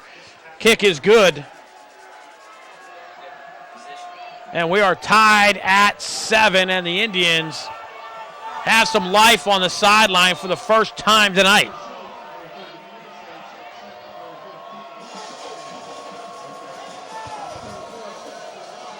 Aaron Bailey nursing some cramps on the sideline. Corey Jones, line drive kick. And will roll out of bounds. Not what you wanted. I think they'll take it at the 35-yard line.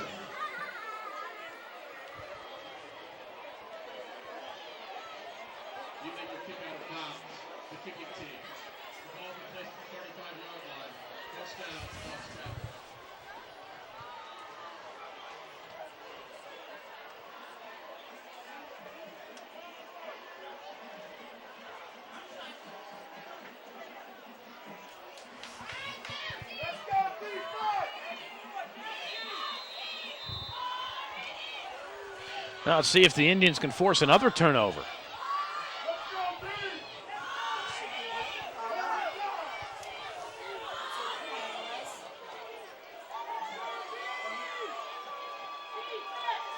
Garnett on the end around, and the Indians are there. Hester and Thompson at the 34-yard line.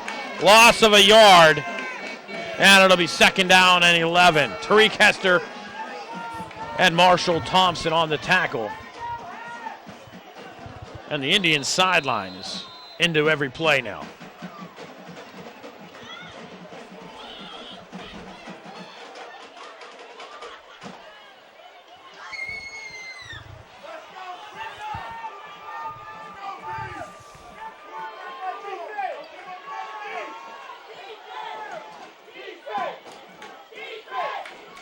Wilson keeps it himself.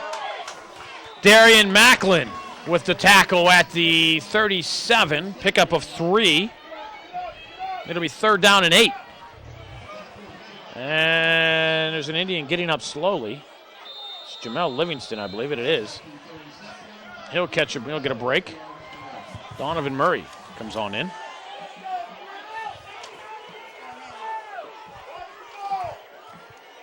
So Julian hurt. No, goes in, comes back out.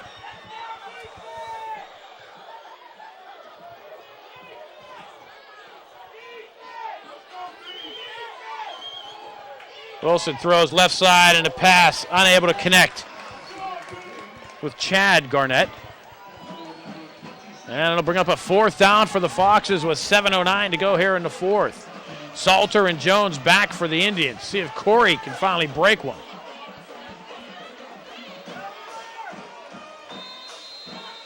Or even if Savon can break one.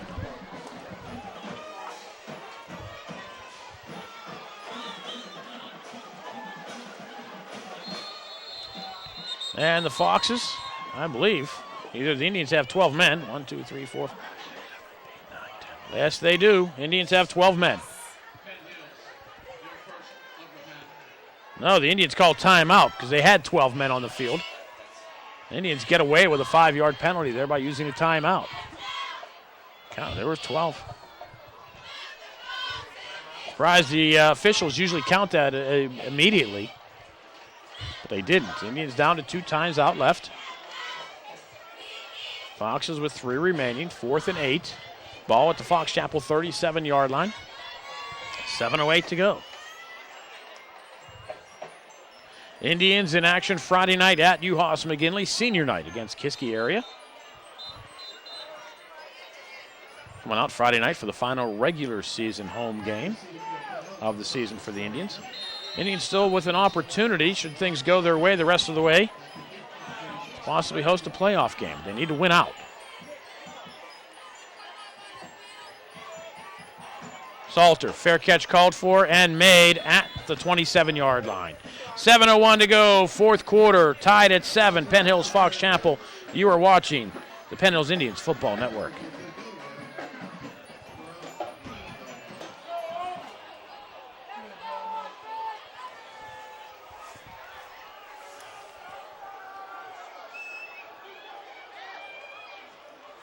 Whitaker rolls to his right, throws, has pass complete. Corey Jones, shake and bake across to 35, out of bounds at the 37-yard line for a pickup of about 9 for Corey Jones.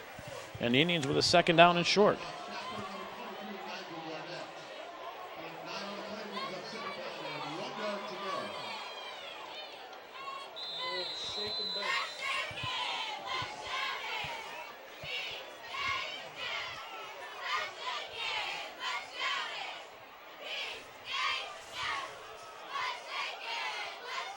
Bailey moves, gets it to the outside, has some room. Submarined at the 37. He'll be close to the 1st down at the 38-yard line. I believe he should have enough. Yes, he does. 1st and 10, Indians at the 38-yard line.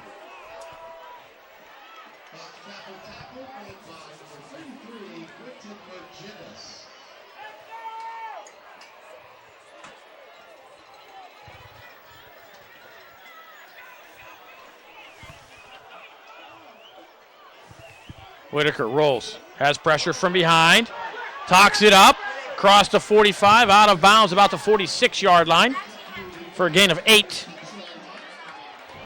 It'll be 2nd down and 2.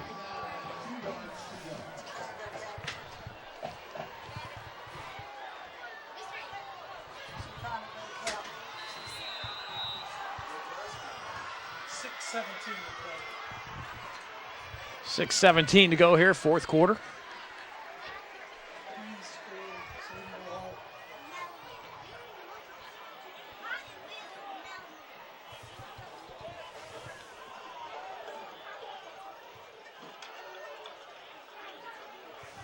Whitaker, penalty flag flies. Whitaker rolls across the 50-yard line, has a 1st down, spins inside the Fox Chapel 40 to the 39. They're going to mark him right at the 40 at the play stands. It'll be a 14-yard gain. They're going to roll a false start against the Indians.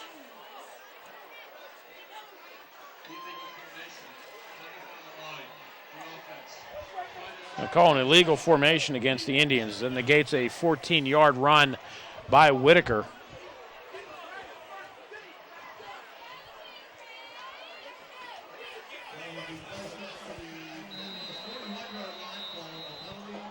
It'll be 2nd down and 7 now. Clock rolling under 6 minutes to go, 4th quarter. Tied at 7, Penn Hills, Fox Chapel.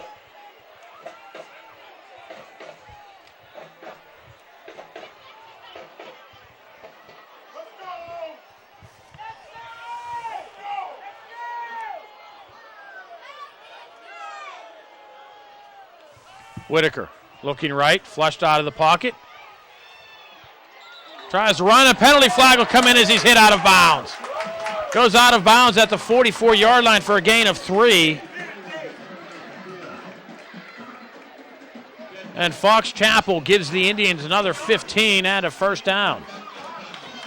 A little over-exuberance on that Fox Chapel defense. They got away with one earlier, not this time. So the 15-yard penalty will give the Indians a 1st down in Fox Chapel territory at the 43, 42-yard line. Mark them at the 42.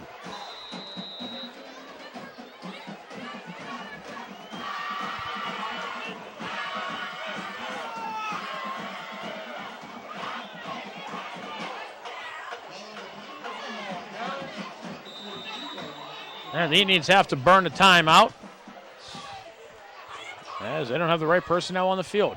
5:37 to go, fourth quarter, tied at 7. You are watching the Penn Hills Indians Football Network.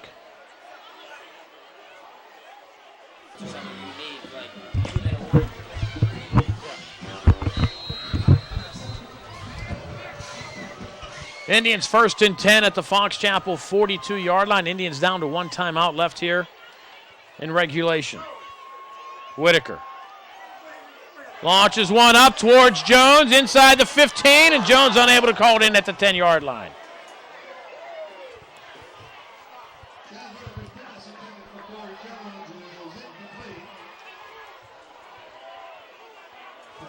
Indians keeping that Fox Chapel defense honest.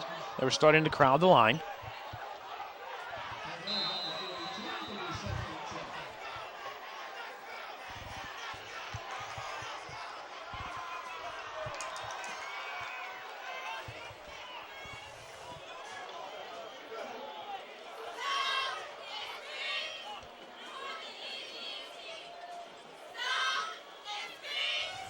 Whitaker rolling this way, steps up, throws, launches one. Pass complete, Corey Jones. At the 32-yard line, should be good enough for a first down. He's dragged out of bounds. And it is a first down, 10 yards on the pickup. First down, Indians at the 32.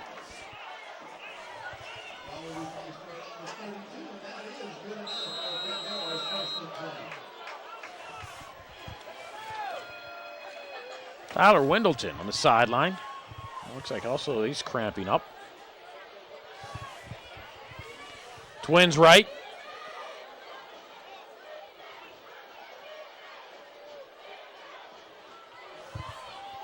Whitaker rolls that way. Left-handed quarterback throws. Pass completed at the 25-yard line to Corey Jones. 7-yard pickup.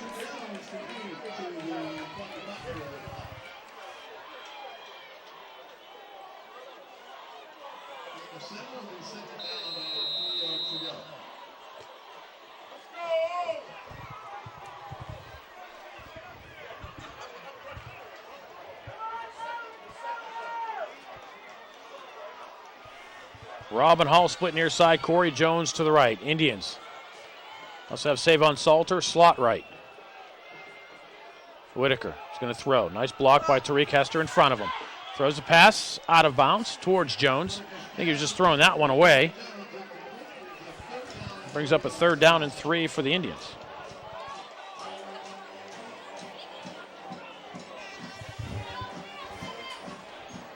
Indians at the 25 in 4-down territory.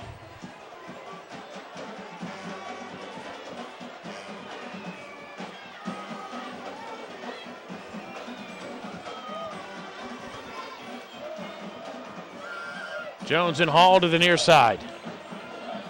Salter right. Hester.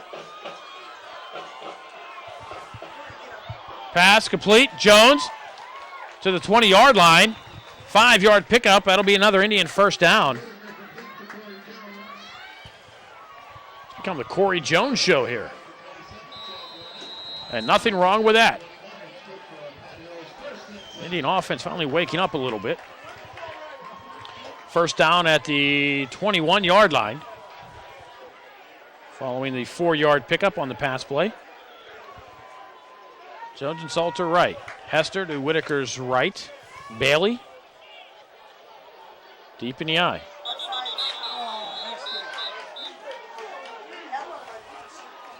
They gonna call offsides here? Yes, they are. So that'll be first down and 5. The Indians now at the Fox Chapel 16.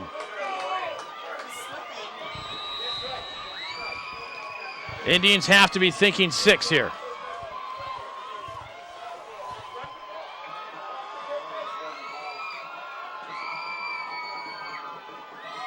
Salter inside the 10. First and goal, Indians at the 4-yard line.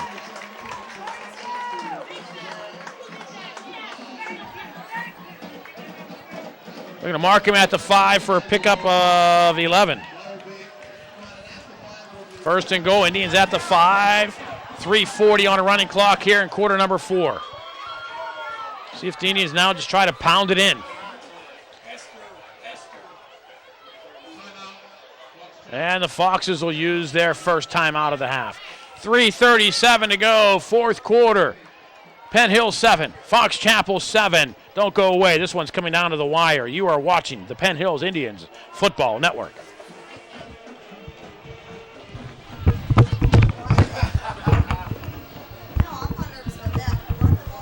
Run it in, yeah. Just run the clock. Following the timeout, the Indians come to the field. 3:37 to go, fourth quarter. First and goal at the 5. Discussing some play calls here during the half. I'd like to see the Indians just try to pound it on the ground here. Bailey scoots inside the 5. Did he lose the football? No, he did not. He's down close to the goal line. We're going to mark him at the 1. Pick up a 4-yard. Look, something come popping out of there. Look, brown. 4-yard pickup for Bailey down to the 1-yard line.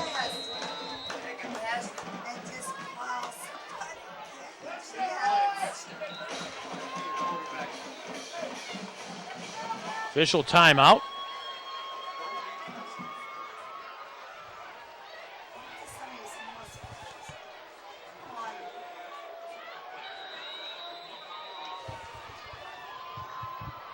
Clock running, play clock.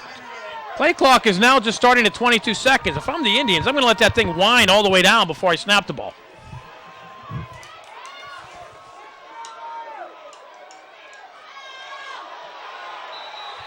Whitaker's going to be dropped back at the 5-yard line.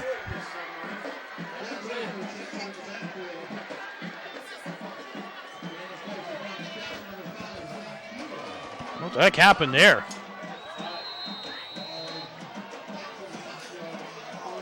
Third and goal from the 5.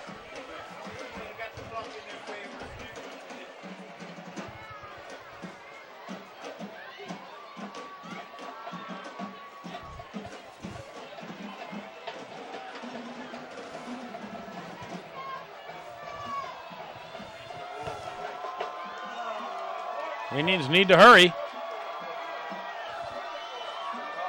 They get the play off, throw, right side, Bailey, touchdown! Aaron Bailey, 5 yards. And the Indians take the lead for the first time tonight.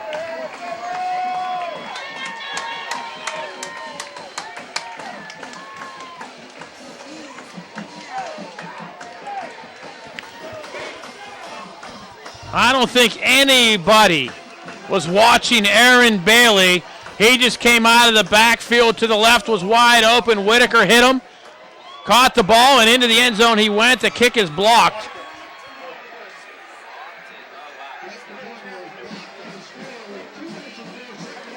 Hopefully that does not come into play. 2:04 to go, fourth quarter. Penn Hills 13, Fox Chapel 7. You are watching the Penn Hills Indians Football Network.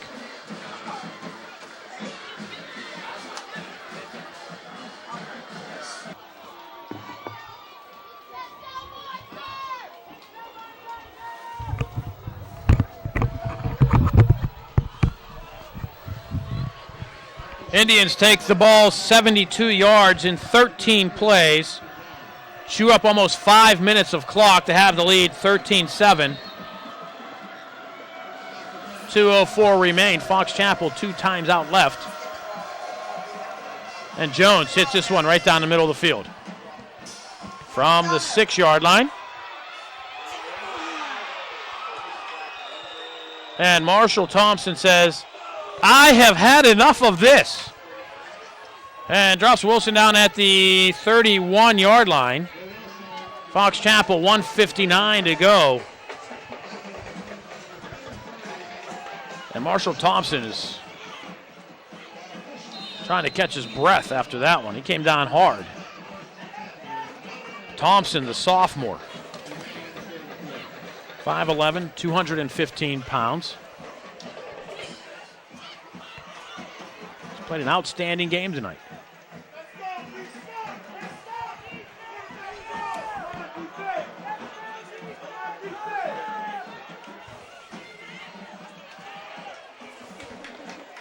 Wilson on the keeper, maybe a couple. Hester, Macklin, and Livingston.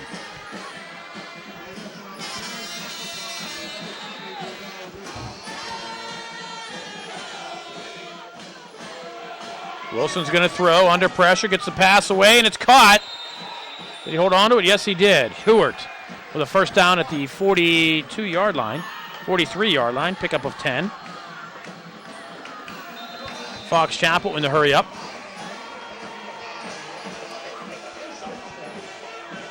And Wilson spikes the ball with 1:28 to go.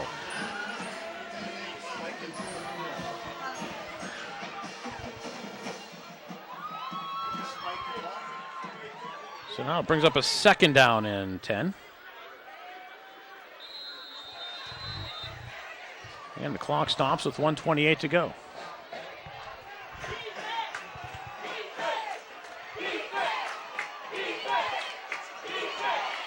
The Indians could really use a turnover here. Fox is still with 2 timeouts left.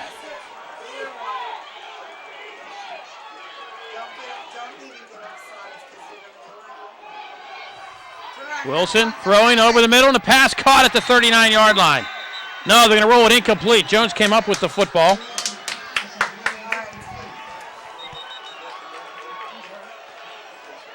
And there's an injured receiver on the field, Ryan Franker. 1:23 to go, fourth quarter. Indians 13, Foxes 7. Don't go away. You are watching the Penn Hills Indians Football Network.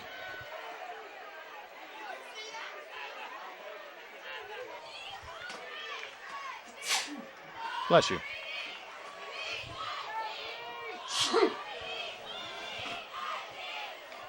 Injured Fox being helped off the field.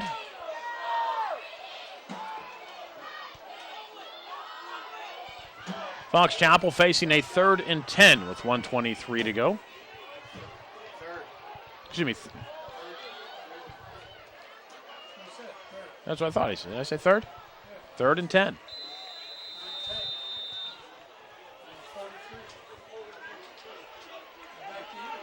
And the Fox is in 4th down territory here. 4 down territory, I should say. Wilson launches one towards the sideline, right side. And Damon Reed will make the tackle and inbounds. At the 47-yard line, they'll pick up about 4, maybe 5 yards. They're going to mark him at the 48. And it's going to be 4th and 5. The Foxes will call timeout. Their second of 3. And 1 play here for the Indian defense. This one here is the ball game. Indians able to stop the Foxes here. The Indians will come out with an improbable victory. If they can't stop them, well, this one's just going to keep right on going down to the wire.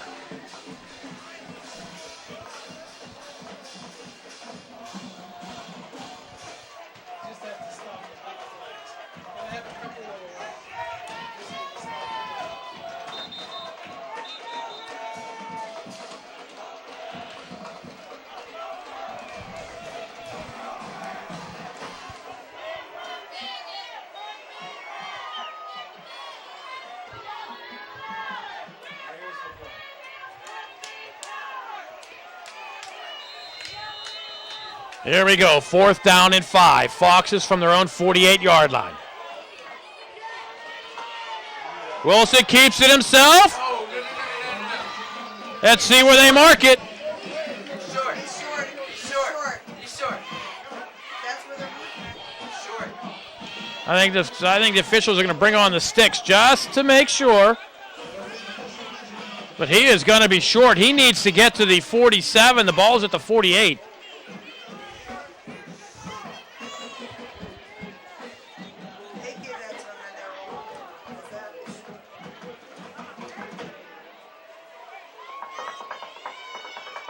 He should be about a yard short. And he is.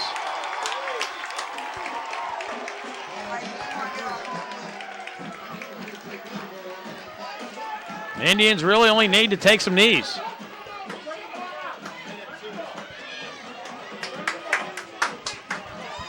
That's all they should do. Make Fox take a knee, make the Foxes use their final timeout. And then take the knee, take a knee. Oh, they may run the ball the first time just to kill a few extra seconds here. Nope, they are going to take the knee. Chaz Whitaker needs to take it.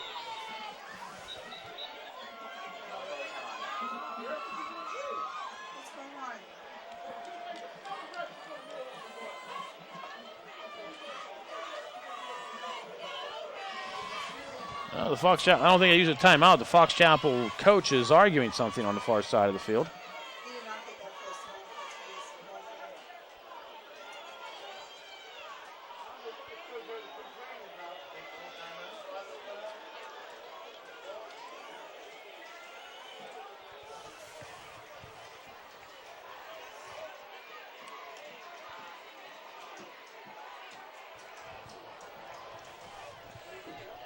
Eric Ravati, the former Steeler, arguing something, trying to make some point with the officials.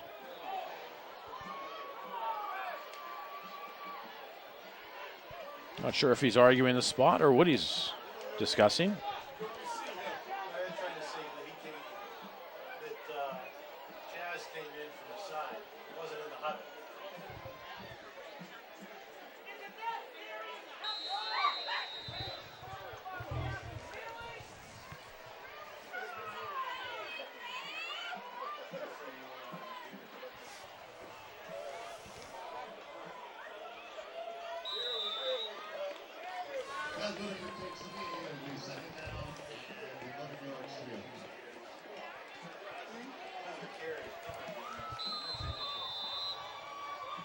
Yeah, it's the stats. He loses a yard on a rushing carry. But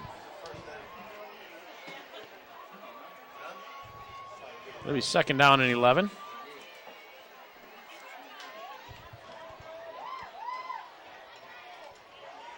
Foxes don't use their timeout, which I was surprised they didn't.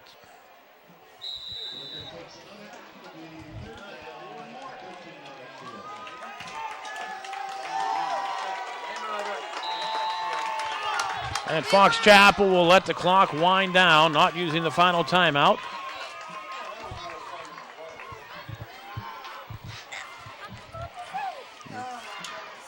And the teams, well, clock's still winding down, but the teams are making their way across the field to shake hands. That's official now. The final score is Fox Chapel 7, Penn Hills 13. There you go.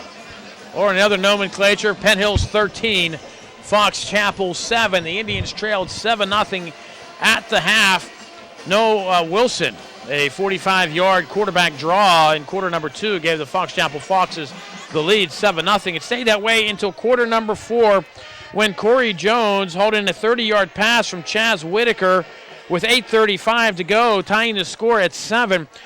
The touchdown set up by a Fox Chapel fumble. They had a 13-yard pass for a first down, but the receiver fumbled the ball on the tackle, and the Indians recovered at the 32. It took them 2 plays to go the 32 yards to tie the score at 7.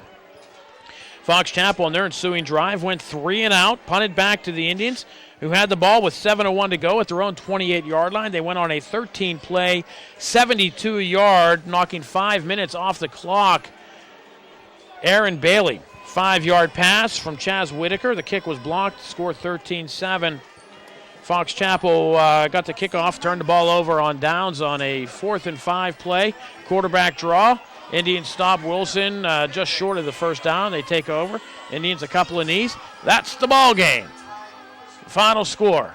Fox Chapel falls to the Indians by a score of 13-7. Your Indians up.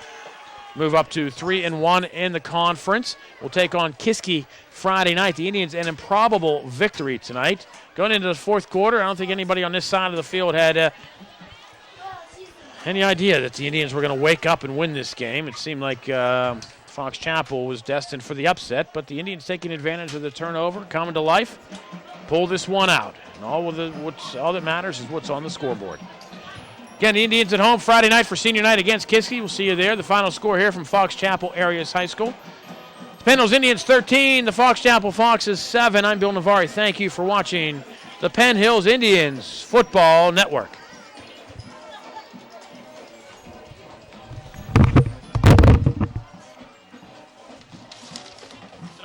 have there, Bob?